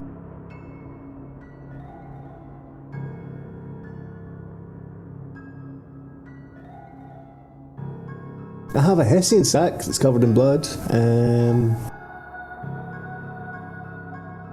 I mean, anything we can scoop the sand up in. Yeah, the jars should do it. Grab out a couple of jars and just start scooping up the sand. I hope there's not a dead frog in one. No, not in these jars. No. So you put sand into the jars, and then put the jars onto the. I mean, I'm assuming these are fairly big jars. Put the jars onto the open hand. I think they were like mason jars or something. Yeah. They were described as. And the hand begins to fall. It kind of gets to the point where it's level with the orb, and you see the door, the runes on the door go out, and then come back on as the hand falls further down. Too much sand. Pour some out. Gorsk starts emptying the sand that is now occupying his alchemical flasks onto the ground. Pour some out again. Eventually, you start kind of balancing sand, and two hands become level.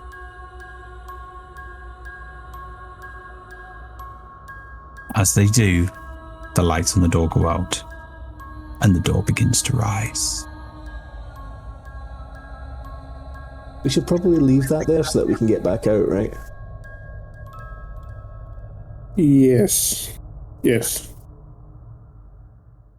Two plus. I'm smarter than Gorsk now. Oh, sick burn, Amanita, sick burn. You're always welcome to come out and do all the alchemical work, miss. No. Let's see if you can do the hat trick. Ooh. You head down the next corridor. You can see that a single set of footprints this time, fairly old, are headed down. It's as though only one of the particular people that had been in there had recognised the solution.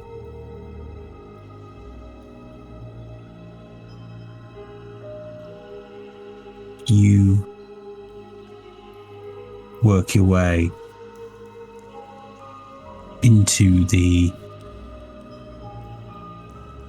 next room, which doesn't have anything in the middle of it. It is relatively empty, apart from you've got the wall and the door with the runes on, but around the door are some yellow runes And in the midst of the door is in yellow draconic runes written, "What law brings?" And around the door are a set of numbers going from bottom left around the door in the order 2, 1, 5, 9, 4, 8, 3, 6. So that's 2, 1, 5, 9, 4, 8, 3, 6.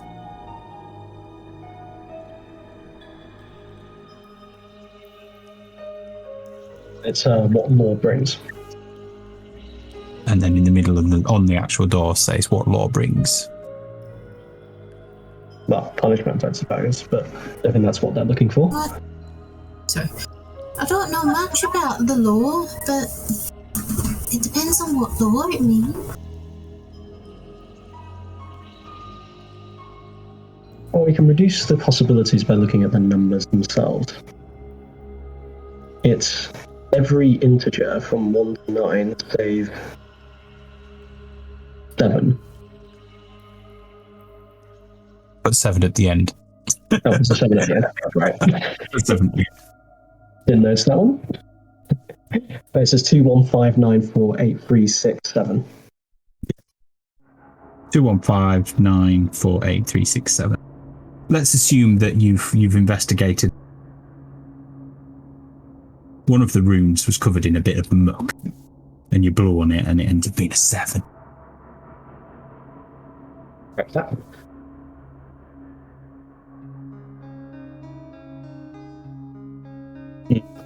Three more numbers, and I would say we have something like a clock here. I think I got it. Maybe. What'd you think? No. Oh no. Oh dear. Charlie's got it, but Lucy hasn't. Yeah!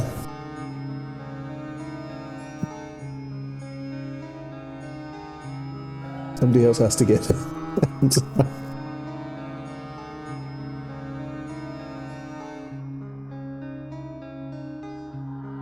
Good law, bro. Charlie's going to give a clue to what he thinks it is.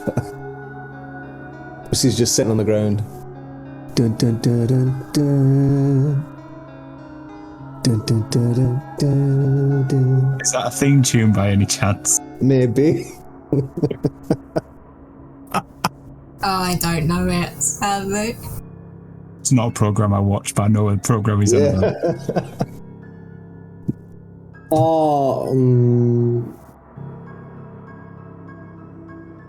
That might be wrong, but that's what Charlie thinks.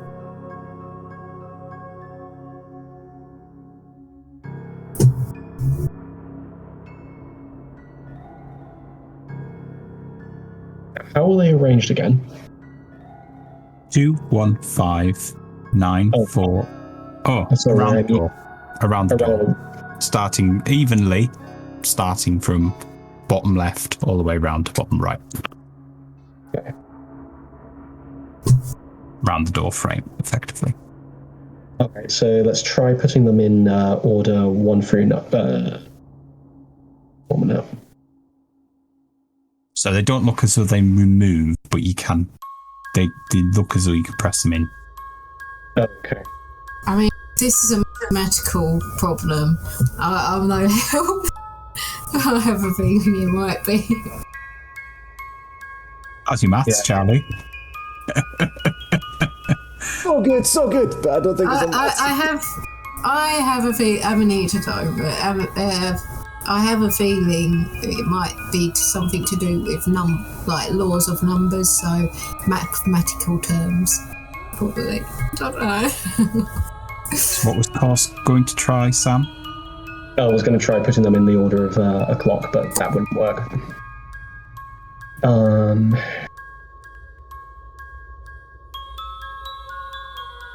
Can Lucy try being smart once again? If somebody hits them in the head. I haven't seen this puzzle before, Sam. Just poke Lucy in the head. Go, Lucy, we've got no time for you to get around. Lucy!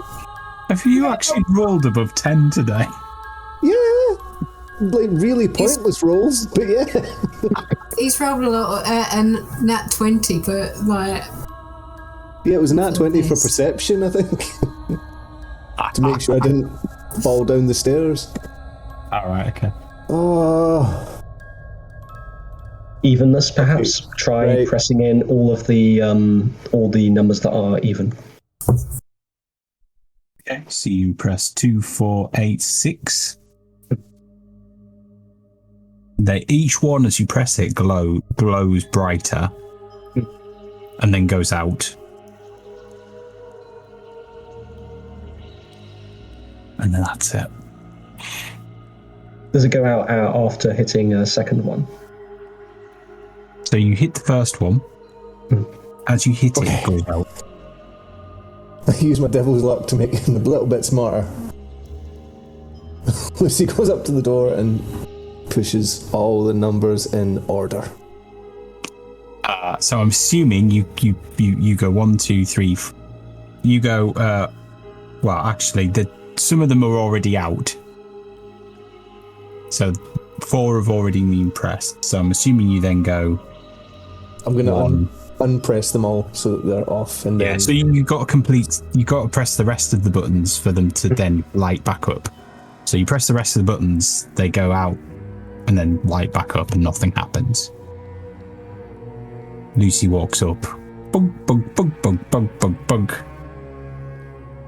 The light on each of them goes out. You wait a couple of seconds. And then you hear a rumble. There's literally just 1 through 9 button. Yeah, you just had to put them in order. Yeah, the order. Law and Order. Yeah, I looked at the thing because I had to look up the theme songs. Just like, I'm sure that's Law and Order, but I don't want to say it loud.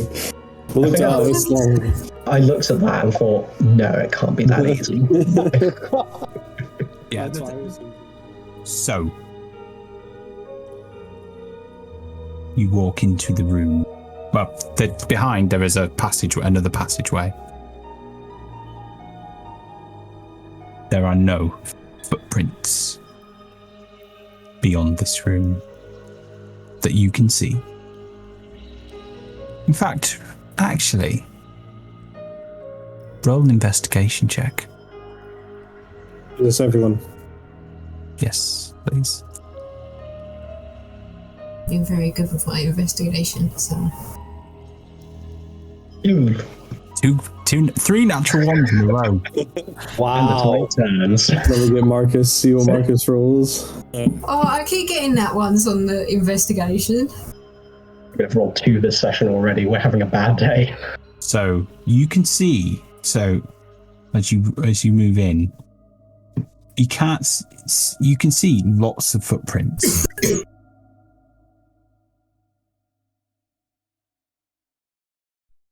But they're like Dragonborn footprints, and they're all over the place. In fact, you can see them go across the passageway.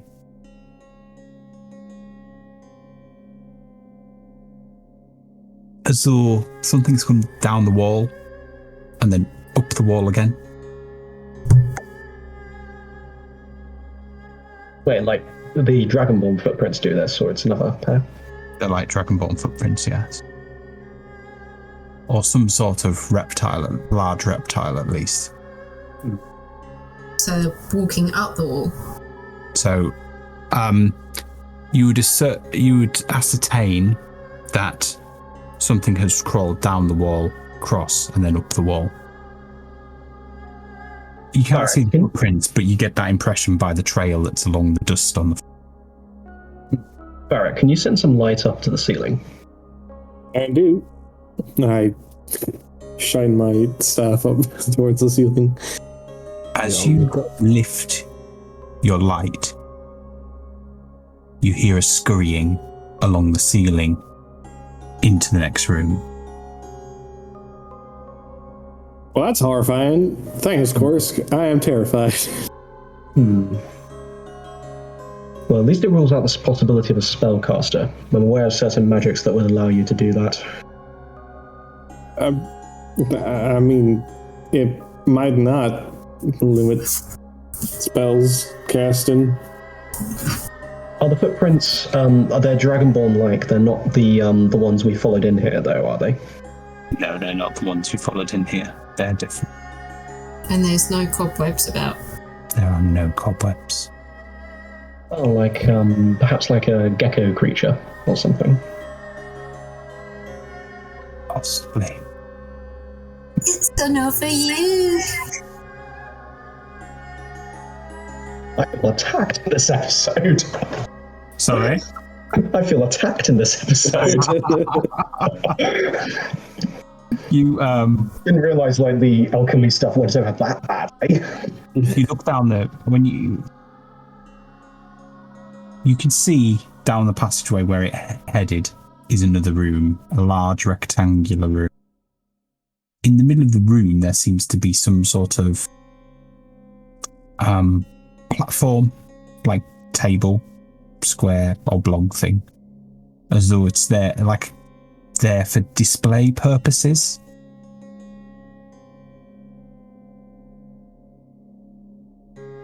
In the middle of the room. That's the only thing you can see in that room from where you are. You can hear scurrying within the room. So something large. I mean, I think we should prepare for a fight, and hopefully it doesn't come to that, but we've been paid, or we're going to be getting paid for doing a job, so we've got to sort it at least what's ever in there.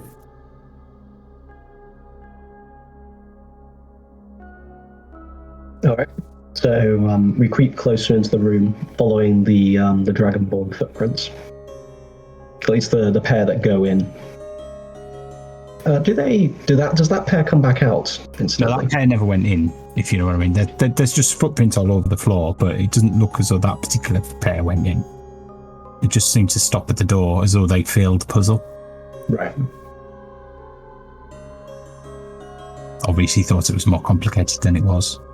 You probably see somewhere etched into the thing is sort of wild equation, trying to work out what the solution might be as to what the law brings.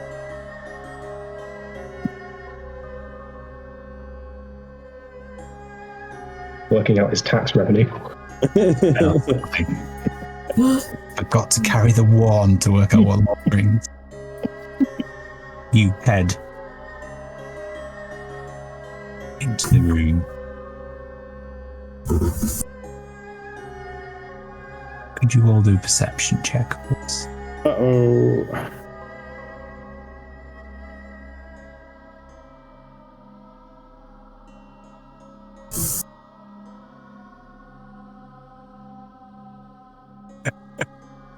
I'm not rolling well Marcus, today. it's down to you. Marcus is rolling. Marcus got 13.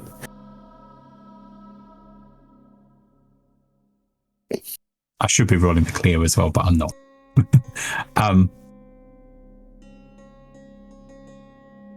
You make your way into the room.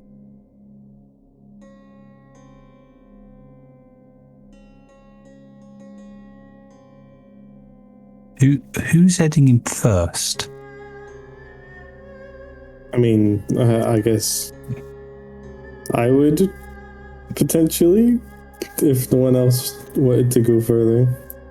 Lucy at would your be side. actively looking for things, but I guess he would be close behind you. Okay.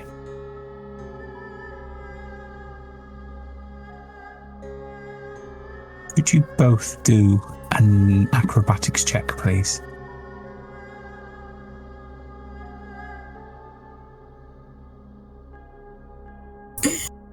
Oh my god. Eric's like, woo! Yeah, back up and out of there all of a sudden. Who's behind Lucy? It would be Amanita. Could you do an acrobatics check, please?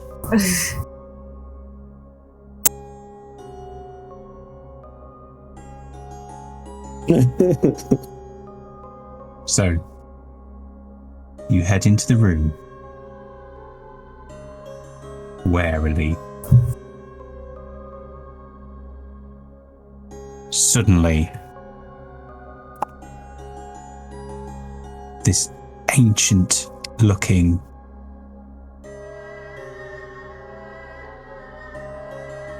copper dragonborn face pops down from the ceiling. Varric takes a step backwards. Luci falls back into Amanita, who just manages to keep her feet. As Luci ends up on his arse. Always. It's always my ass. Looking for something? You can smell its breath. Smells like it hasn't brushed its teeth in years. Rotten meat.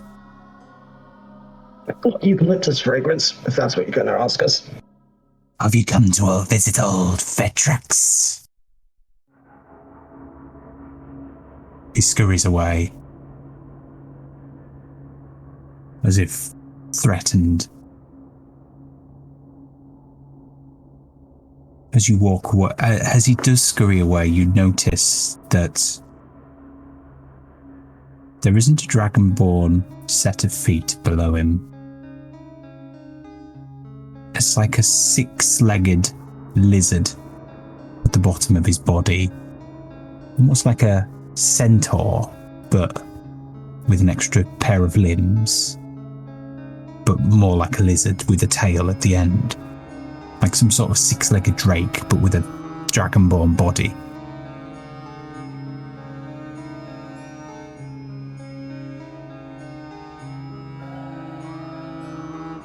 Well?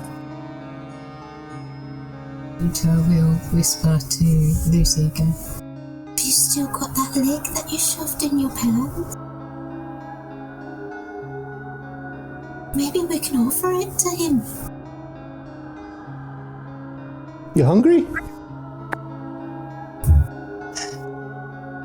And I'll whip out the leg. He scurries slowly to it. Gives it a sniff. Snatches it away and then runs off into a corner. A long time since I tracked it. It meat that was cooked. All this down here is rats and spiders.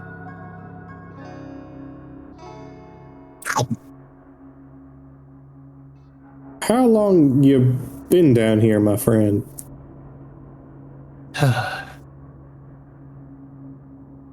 If it's not to tell, no day, no night, just darkness.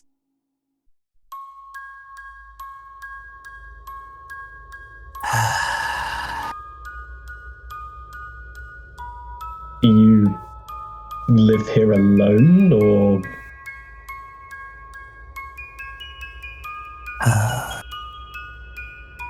Since Stelxa was left me here, yes. He visited once. Took away the stick.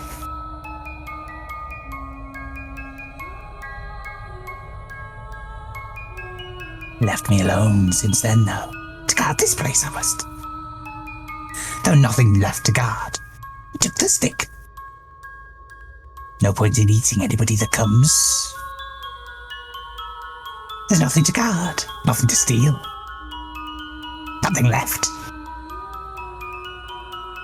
Right. Well, we aren't here to steal nor take anything from you. We're just told to come here and investigate. So... Doing my duty, I am. I can see that. You're doing a very good job. For the Dragonborn army. Get out of this place, I must. Right. Which army would you be talking about? Remember Rastar's army.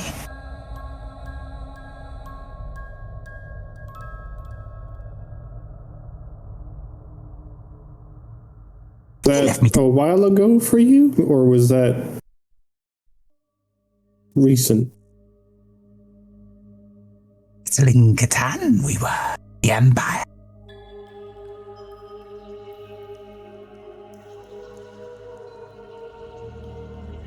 Did we win the war? Oh. Were you at war with the humans? Yes. War it was. Special forces developed, bred from strong Dragonborn. I am a Draco. Half Dragonborn. Half Drake. With some extra strength thrown in. I see.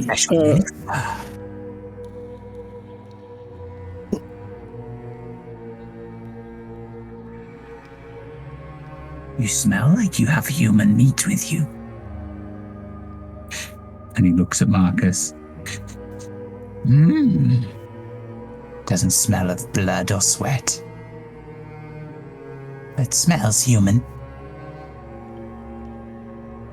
So, that war has finished. We won. Yeah, we won. But there was a truce brokered, and now we kind of just stick to ourselves.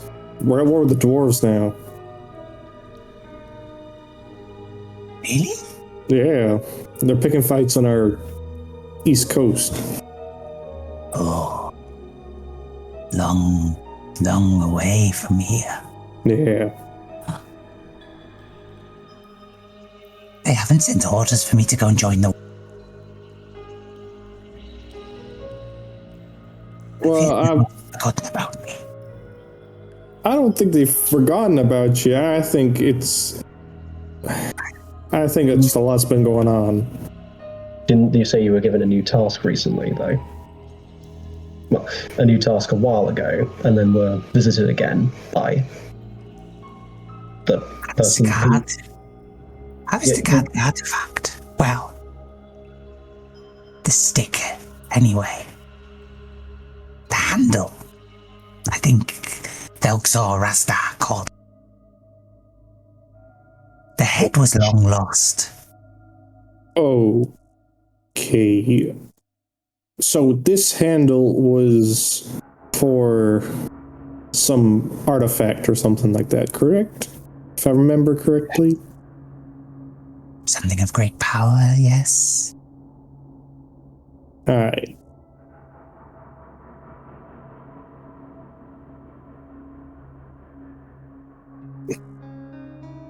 Could you give me my companions just 2 moments to talk amongst ourselves very quickly? And I kind of turn to the group. So...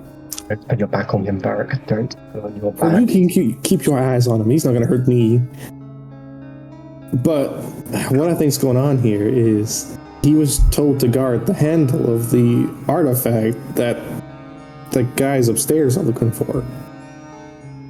I suppose that does rather create a problem with their agenda. Oh yeah, but at least they know. Well, in theory, they would know now who took it and where it went, because, I mean, you can find out that information pretty easily, I guess. If it was recorded, even. Well, no, he died at such and such battle, or he traveled to here and spent the rest of his days with his family. There'll be something around, I'm sure. If he's a military man, he'll know. Or he won't know, but the government will. Their tracks is now biting into the bone and scooping out the marrow into his mouth.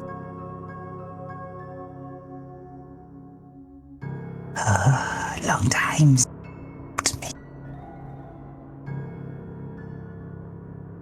Yes, I was to guard the artifact.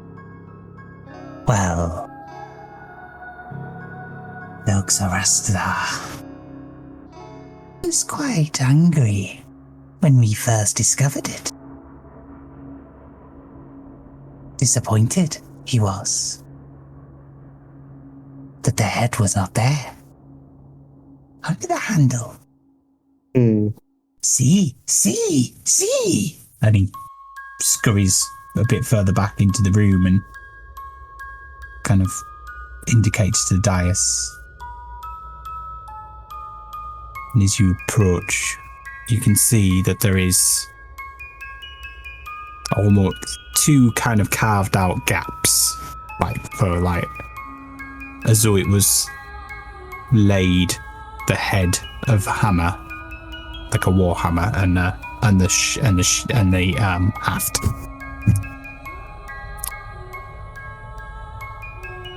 But both were empty. Both were now empty. Left me here guarding it a long time. Then he came back.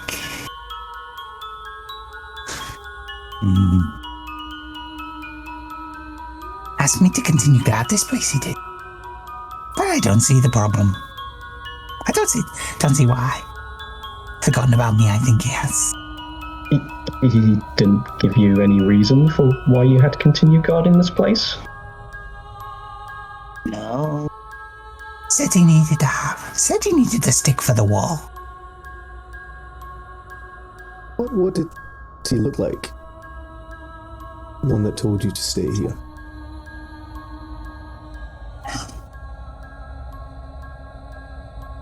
Black Dragonborn he was.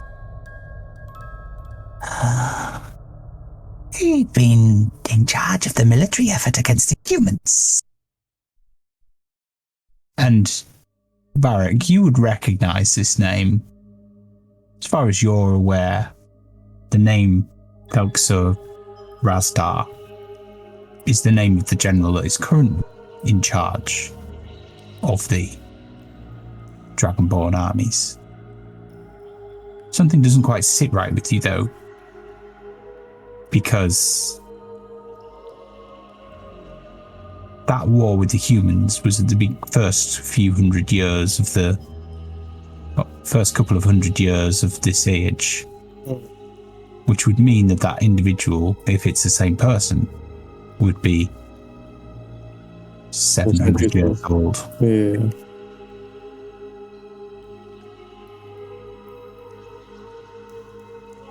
The gentleman you recall was old, but was not noticeably old. Was the general I know a Black Dragonborn, though? Yes. Mm-hmm.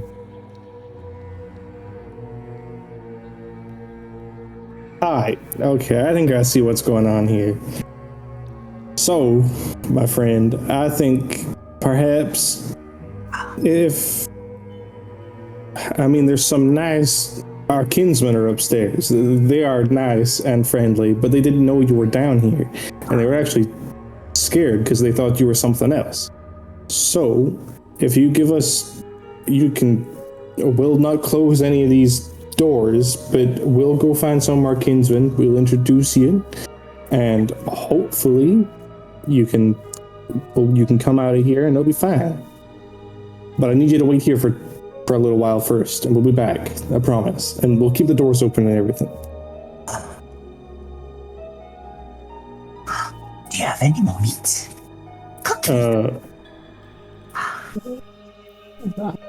Some raw crab that we could cook up.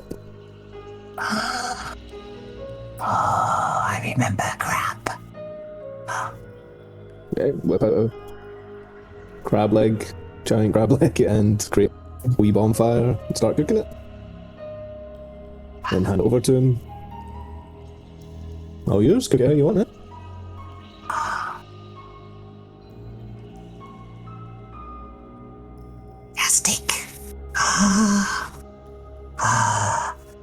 truly are Vetrax's friends, you are, yeah.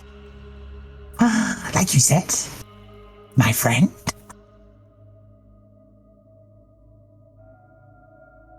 Oh, please. Bring the others down. Meet them, I will. Yes.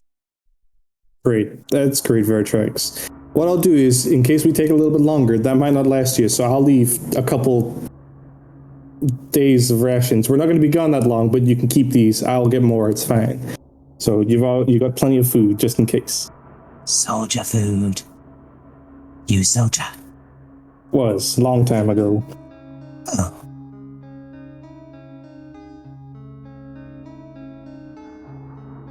Great. Must be our armor now, if we can afford soldiers' leave.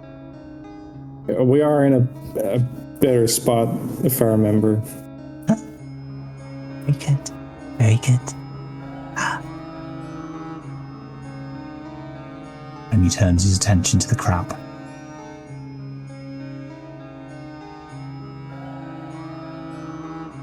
Well, my other friends, let's go meet the temple guy and get him to bring people down here to meet Vertrax. Okay.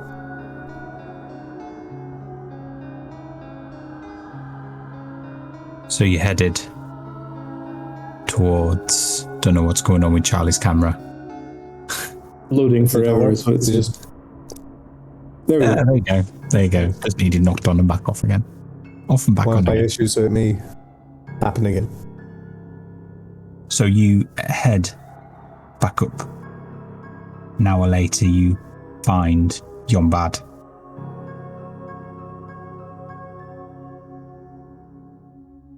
Oh. Is it done? Discovered the menace. Yeah, we discovered the menace. Quotation menace? He's not a menace. He's actually one of us. It's weird. Long story. Well, he used to be at any rate. Well, yeah, something like that. I can't remember what he called himself, but he's Vetrax. Vetrax. Yeah, no, I knew his name. I couldn't remember what he called himself species-wise. A Drakar. A Dracor. There we are. A meld of Drake and Dragonborn and probably some performance-enhancing drugs thrown in. All right, a little bit of that, I bet. A biological weapon, from what he was saying. A relic of the last war between Dragonclaw and Catan. That was indeed some time ago. Yeah, he's been in there a while. Anyway, he's alive and kicking and seems to be doing all right, but he's a bit mentally unstable now, I would hazard a guess. I said that you and your other priests and stuff would come down and meet him and hopefully get him back up on his feet and out of the underdwelling that is this place. I would suggest bringing some fresh, cooked food. He seems happy to, he seems quite obliging if you give him it. Advise as well, you meant you either bring someone from the Dragonborn army, or mention that you are connected to them in some way, in some capacity. Very well. He remembers his old allegiance as well, but you don't want to get a conflict of loyalty with his original orders and why you might want to be down there. But his original orders are nil pois at this point. He doesn't really need to follow them anymore because, I mean, from my observation on it, he was forgotten about, so... It may take some time to communicate about him, though. I don't know if he'll... I thought he realized that, but I think he was following his duty regardless. Even so, I think that was a one-way passage, and unless he could access the puzzle from his side, I don't think he could have gotten out anyway, so... Did. The ruins were there to keep him in, by the way. Whoever put them there must have had some power. Yeah.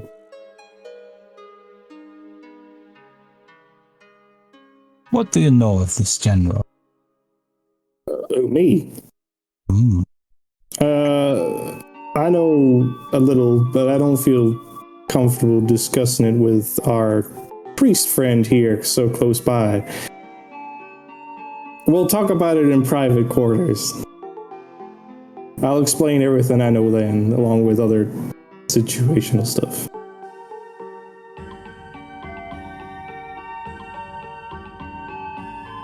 Okay. So, you spend the next half a day heading back up.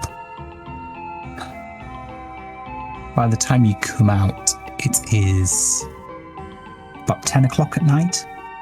It takes you a bit longer to get up because it's all uphill generally.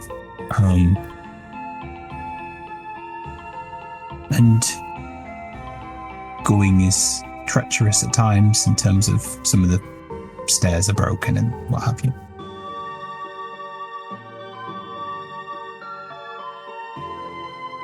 You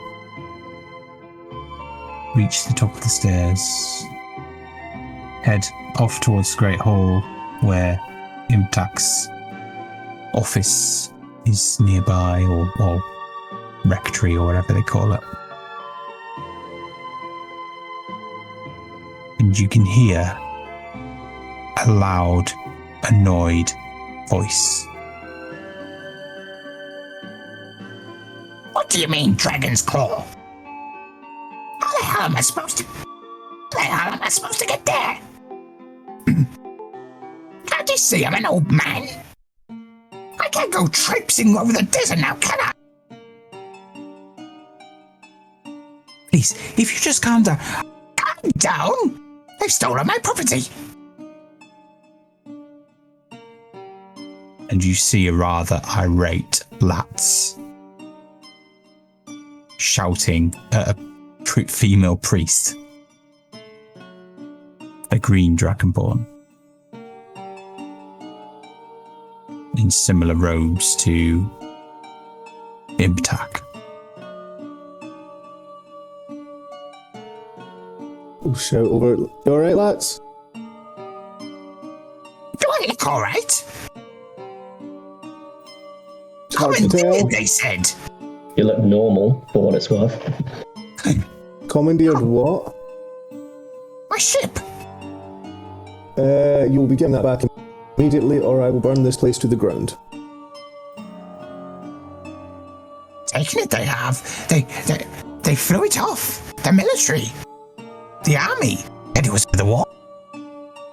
They commandeered the airship. Yes.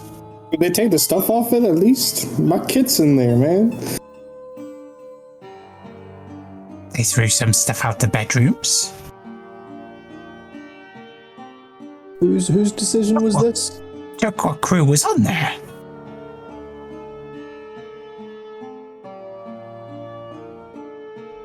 Local commander.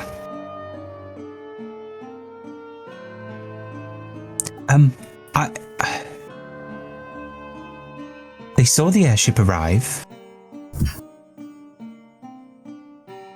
and gathered a force to come and collect it. I get the impression they sent a message to a larger outpost and the order came back to take it there. Whilst We were told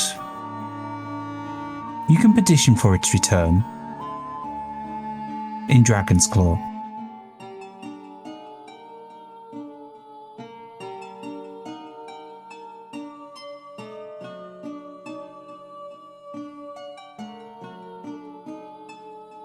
Petition must be made in person.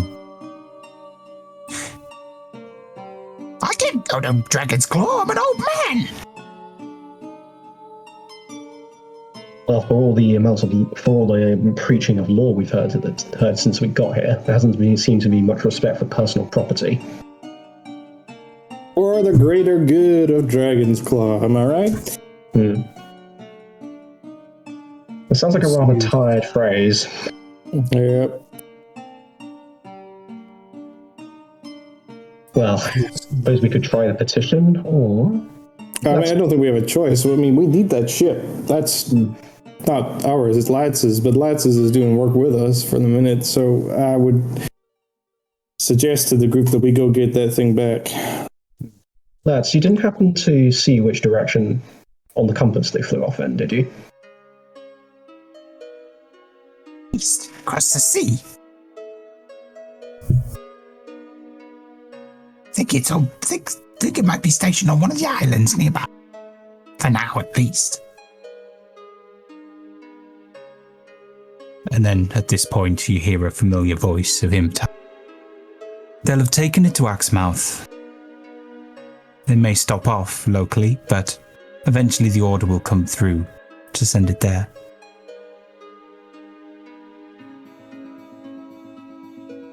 Korsk pulls out his map and traces out the route and is just like... Well, I think would take us some time to get that back by hand, so unfortunately the petition, the bureaucracy seems to be the faster route at this time.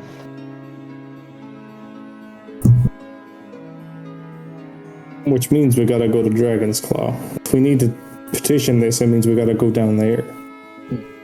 Have you done petitions much, Varric? No. I know of the process, I haven't done it myself, So, they will have taken anything they found useful on the ship. So, for now, they have taken the crew, including Margan. Not that I'm sure he knows anything about it. They will have taken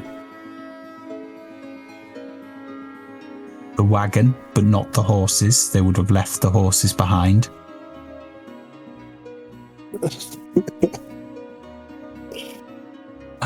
But generally, they would have just, any personal belongings, they would have just dumped in a pile outside. About Korsk's slab. Sorry? What about Korsk's slab? That would have been dumped as well. One or two flasks might have been broken. So I assume when we go to where the airship used to be, Are the wolves doing... Like Korsk will probably be on his knees for a while, just trying not to cry at seeing like glass air being just trashed on the floor. There is a patch of yellowing grass where something that was contained in a flask has been spilt.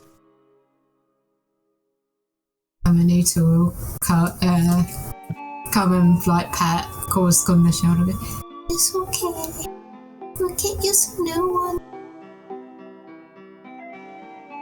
Oh, see, this entire time Luci has been standing silent with his fist clenched as he's reminiscing about everything they had to do in Catan to get this gem, then get it back, and then pay an extra 5,000 for a ship. And our week with that ship's going to be over before we know it because it's been stolen. Yeah. We have another 5,000 out of our pocket. How are we getting to Dragon's Claw? If all we have are horses, and not many of them at that. Do we still have our dials? Yeah, I have mine. Yeah. They were taken out of the thing. So any animals would have been taken out. How far is Dragonclaw? It's a while, and across the ocean a bit. Or the desert. Well, desert and a bit of ocean. I mean, I'd be fine going. I'm used to that, but you guys might struggle. Still sorting out all the flasks. Well, I can whip us up perhaps some kind of water supply situation with the desert, assuming the Cretans haven't broken the... here it is. We're okay for war. I might be able to help somehow. I need to think about this one.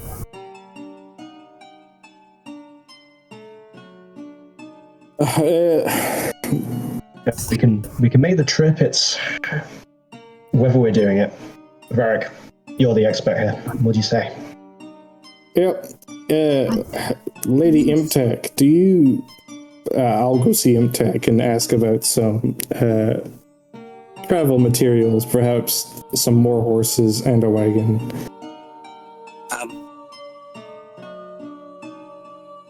There is a stables between here and the military outpost.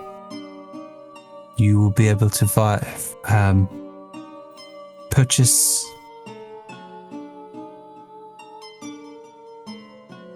suitable steeds at that point. Great. Also, we sorted your problem down in the hollows. Can we have our money, please? Yes, Lady Imtak. Turns out the creature down there is from olden times, but is not harmful. A little mentally unstable, but we've been asked to escort him upstairs, but I've been advised he needs to be fed. He likes cooked food. I suspect he's been eating nothing but raw rats for a period of time.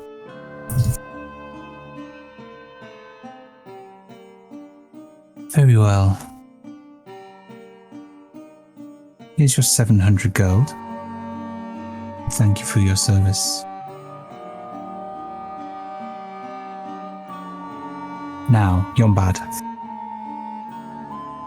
Go to the kitchen. Tell them they need to cook some fresh meat. I myself will accompany you down to greet this gentleman thing.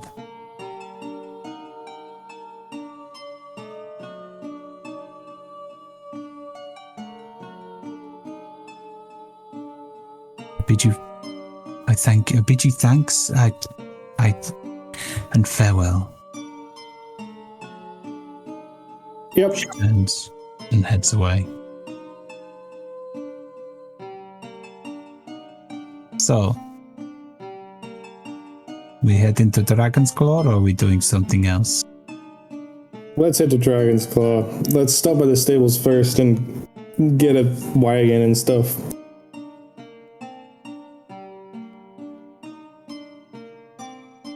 We can still have somewhere to sleep for the night, don't we? I'm sure they'll keep us here for the night if we need to. They better, after commandeering our airship and breaking 2 of my flasks. The lady turns and says, the green dragonborn priestess turns and says, "You may still stay as long. That includes your rather angry friend here." Good. That's exactly what we were hoping. And he quickly glances between himself and Luci, not really sure who was the angry one. I'm sure she means last, of course, don't worry. Indeed. Well, I can't go across a bloody desert, can I? Yeah, the exercise would do you good, lads. You spend too much time in the engine room anyway. Yes, well, I'll wait here. You can pick me up on the way back. Yeah, that sounds good, lads. In fact, treat this as a holiday. You know, relax, enjoy the locals. I'm sure it'll be great for you. Yes, because I've had a great experience at the locals so far, haven't I? Yeah, no, I apologize. Just hurry up about it. Does that mean we get a percentage off, seeing as we paid you a lot of money for the ship and now it's stolen because you can't look after your ship?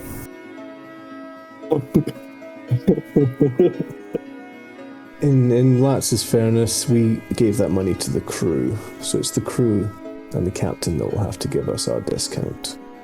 You've seen Latz for a moment go almost as red as Lucy in anger.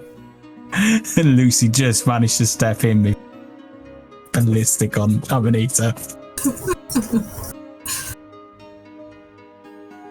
I think Lucy will probably, while the others sleep, just get the horses and cart ready and bought so that we can leave as soon as possible. I'll come with Lucy to do that. So will Amanita. She's good with animals, so. Okay.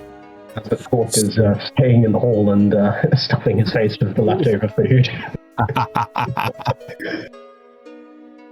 So at this point, you see you head down into Dragonsfoot Village and then off towards town. Out the village and off towards military outpost. And you see a sign saying Steed Exchange. And you can smell like a dung smell. Doesn't smell like horse dung though. Then you can see a pile. Actually smells like horse dung mixed with something else. Some other sort of dung.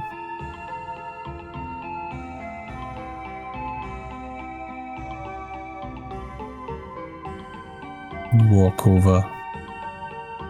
You see yellow dragonborn mucking out a stable. Yes. Can I help you?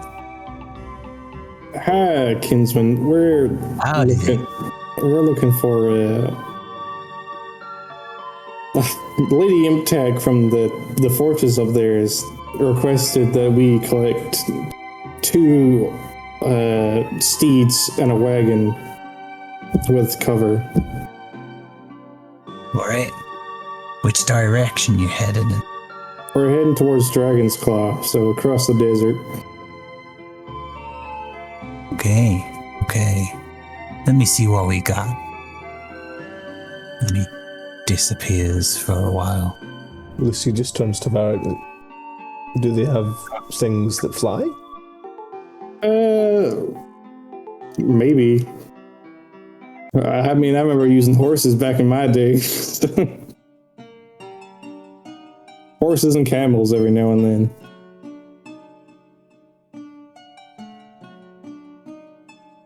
Once you've flown, And he pops his head out, saying, "How many are you after, partner?"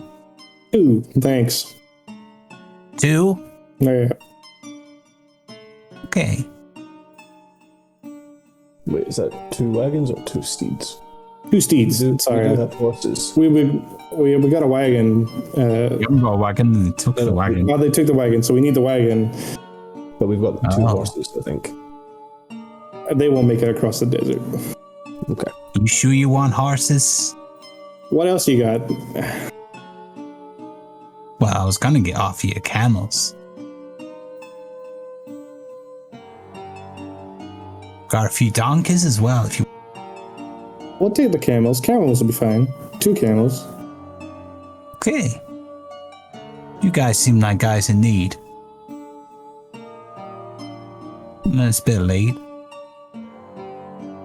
I'll tell you what. I'll do you a favor. 60 gold pieces. For each camel. Per camel. Per camel. Per camel.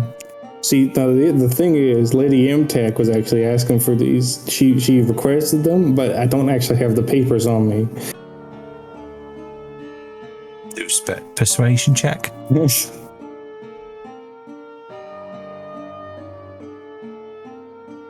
Oh, it's perception, sorry.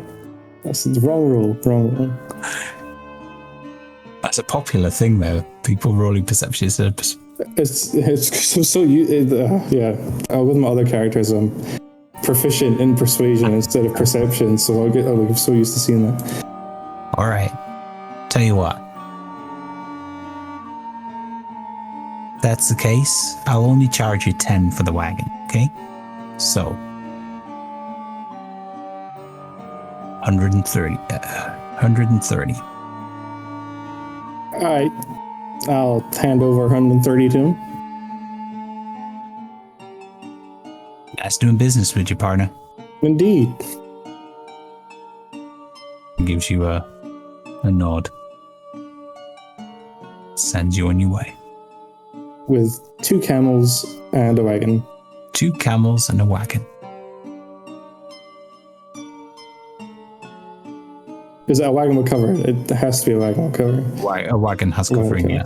that's It fine. would be a cart otherwise. Oh, okay. Yeah. The other one would have been a sled. But not quite. That would have got you across the sand, but not so much where it's like earth. Hmm. So you have 2 camels. One of them seems quite placid, the other one seems quite stubborn. You could say it's got the hump. Sorry, that was bad. Episode title coming up. I'll be here all week. So Amanita's confused as what a camel is, as she's never seen one or travelled through the desert. I don't mind giving the animal, handling the stubborn one to try and make him calm down. Cool. Do you want to do an animal handling check then, please? Yeah. Amanita will just be flying around this camel, just like looking at it, like. What is it? I heard it was a camel, but I've never seen one before. What's your AC? Me? Amanita. Oh, right. Really? Oh, I did well on that. 13. It rolled a 15. As you're investigating the rather stubborn camel, it spits at you. And you go flying through the air covered in blip. No one told me they did that. Yeah, think of them like angry horses. Angry desert horses. She kind of like goes like in very like language, like druid type language. She's like not cursing, but not like swearing, but Oh, It's especially slimy and stinky. So, Lucy, you manage to calm it down. We'll get on the wagon and head back up to the entrance of Dragonsfoot Fortress. What would you like to do? It's probably about midnight now. I mean, he's just going to take a bath. The issue with the shower she's just had wasn't enough. I mean, it's probably good for her skin.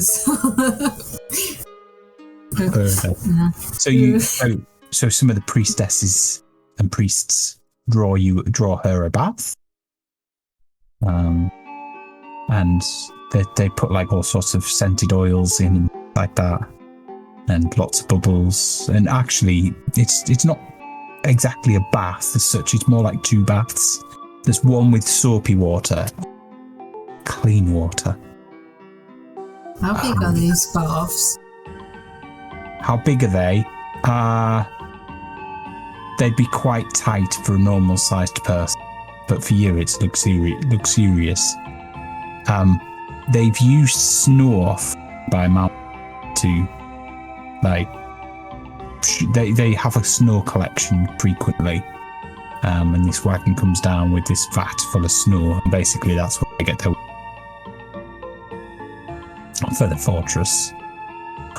So they've used some of the leftover snow that they've had, or water as it is by the time it gets there, to draw you a bath today.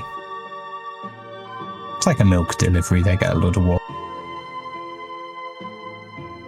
Amanita will just be singing in the tub. If any of you have watched like Monsters Inc. when Boo's in the toilet singing, it'll be like that. Oh dear. Oh dear. But that thing back where it came from was up with me. Anyway. So, what's everybody else doing? Varric's gonna stay with the camels in the cart outside. And sleep there tonight. He's not gonna sleep in the tent fortress. Luci as well. With his Oscar's wolves. still in the castle bedchamber. He's fully stretched out on the guest bed provided, and is reading from his book on monster anatomy while Sans. Marcus and Korsk. Sorry, not Marcus and Korsk. Marcus and Cleo are both getting the comfort of a proper bed in a well-ventilated room while they can. The Luci evening. won't sleep. He'll rest, but he won't sleep. He's going to be ready to go as soon as everyone's up. But he will lean to Varric just before he sleeps and goes, "Yes. How, like, large is the Dragonborn army?" Pretty big. I mean, we got a constant supply of new troops coming in. Like, the Dragonborns grow up pretty quick, so we've got a constant influx of young soldiers coming in to fight the war, especially against the dwarves at the minute. That's a bad fight. So, And say somebody... It will be in its hundreds of thousands, if not. And say somebody, I don't know, punched like a general or somebody in charge, what would happen? Well, exilement from the country, perhaps. Maybe execution, I guess. It depends, really. I mean, our generals are quite high up their people because we need them for the fights. So, Yeah, I mean, generally in the Dragonsborn army, there is the general, and then there are a number of lesser generals, but it's basically like the head honcho and his direct minions are generals. And then there's like other ranks below that. I'm assuming it wasn't like the big boss that ordered them to commandeer our vessel. Maybe one of his underlings. yeah, probably one of his underlings, yeah. I'd like to meet him or her.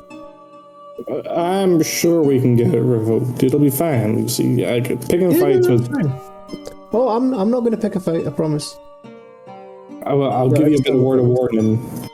Like, my people are stubborn and quite proud of themselves, and unfortunately, picking a fight with them usually ends badly for the other person. Oh, I have no intention of picking a fight with them at all. I don't believe you. It's the truth. But they can't blame us if, like, they fight amongst themselves later, right? What do you mean? That's... I guess not.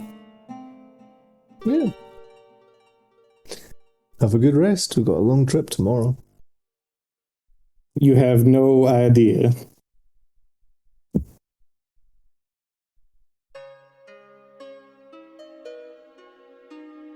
So,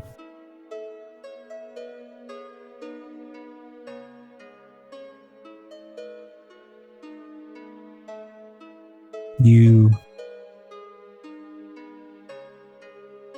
waken the next morning.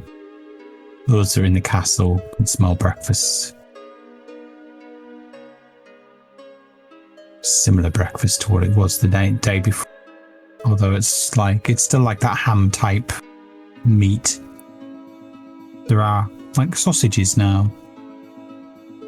And some sort of root vegetable that is difficult to recognise. It's not quite a potato, it's not quite a carrot. Somewhere in between. Alright, we have struck gold with this place, Marcus and Cleo. Come on, fill your bags while we're here. And of course, we to start grabbing as many of the sausages and fruits as you can. There is also like flatbreads as well, so I'm assuming you take some of those. Again, the drink is like the fermented goat's bladder milk. It's disgusting. It kind of smells a bit like baby sick.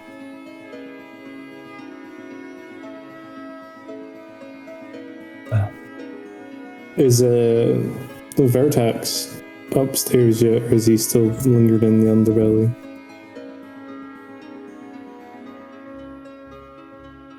As you're finishing off your breakfast, you can see them beginning to prepare a large tray of food.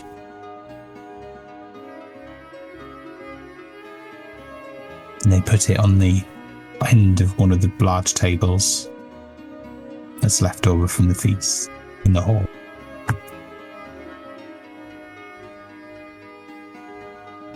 After a while, you can hear loud thumping feet scurrying across the ceiling, down one of the walls. Looking around.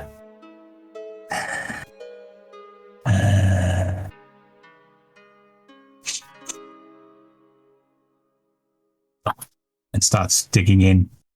And then suddenly, out the corner of his eye, he spots you. He spots the group going, my friends. Yes, that word. Yes.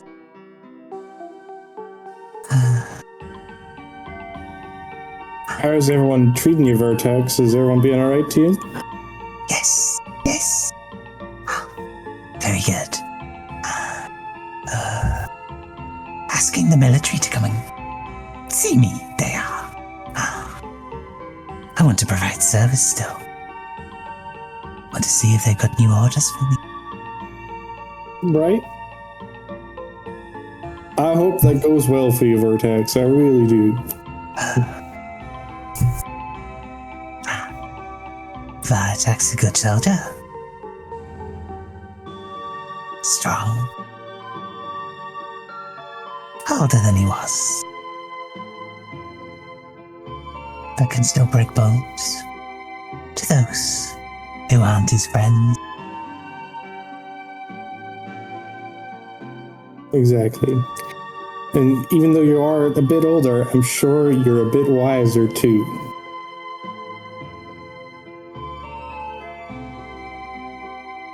Learn a lot about one's mind you do when act in the dark.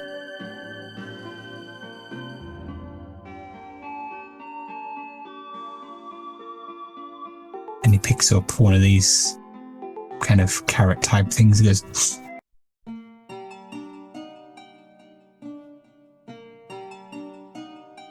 This isn't meat.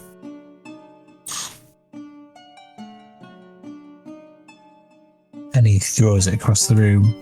It splats against the wall and starts running down. They told me they'd give me meat. Are there no more sausages on the table? Oh yes, I remember those. Little bags of meat they are. Picks one up. Kind of just droops towards. It's quite long, but it just droops. Yes, I remember these.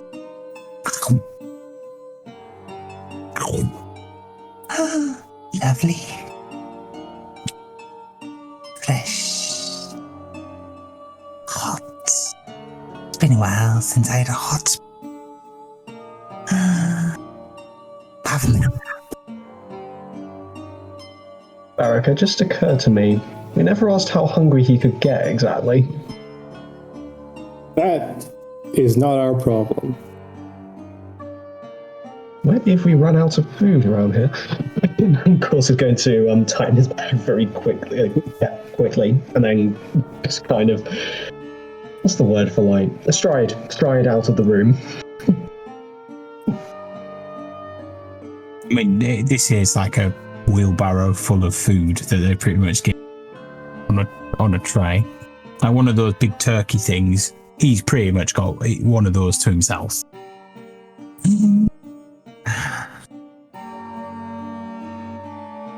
Well, Vertex, I hope that we get to meet again in the future. Me and my friends, we've got to head out to Dragon's Claw and pick up something. So we might see you around somewhere. Yes. Maybe we'll fight side by side. I can only hope. So, yes. Kill the dwarves. Kill the dwarves.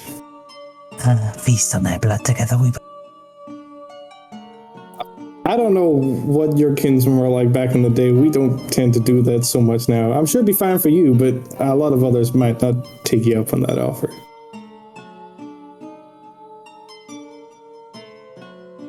Very well. Whatever my friends wish.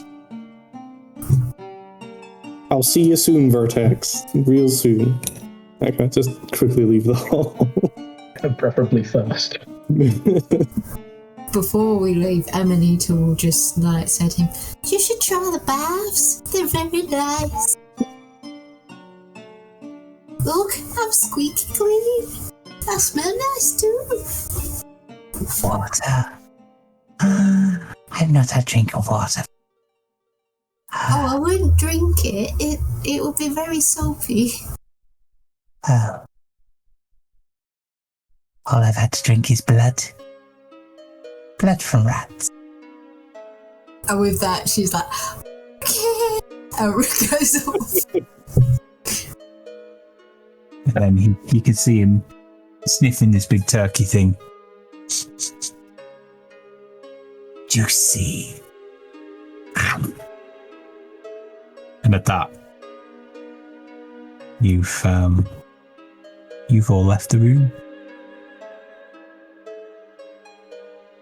You head down the cliff, get into your wagon, and head off into the desert. And I think that's a good place to leave it for the week. I know we're 10 minutes short, but should we leave it there? Yep, sounds good. I'd say the only thing Amanita will just be asking constant questions about the desert, what it's like, not realising. She thinks this Sandy. place is hot. Sandy, dry, hot. The funny thing is, she thinks this place is hot. Wait until she gets to the desert. Actually, no. A tired quote, but I feel like coarse, rough, and irritating are going to come up as well. Oscar, what, sorry? It's a tired quote, but I feel like coarse, rough, and irritating are going to come up as well. Probably, yeah. Right out, but Lucy's pissed. Oh yeah, I noticed that. It's a mental image of like, we're all ready to take on the Dwarven army, and then Lucy drops a fireball right in the middle of the line. We travel and roll, our intentions are good. Maybe we fight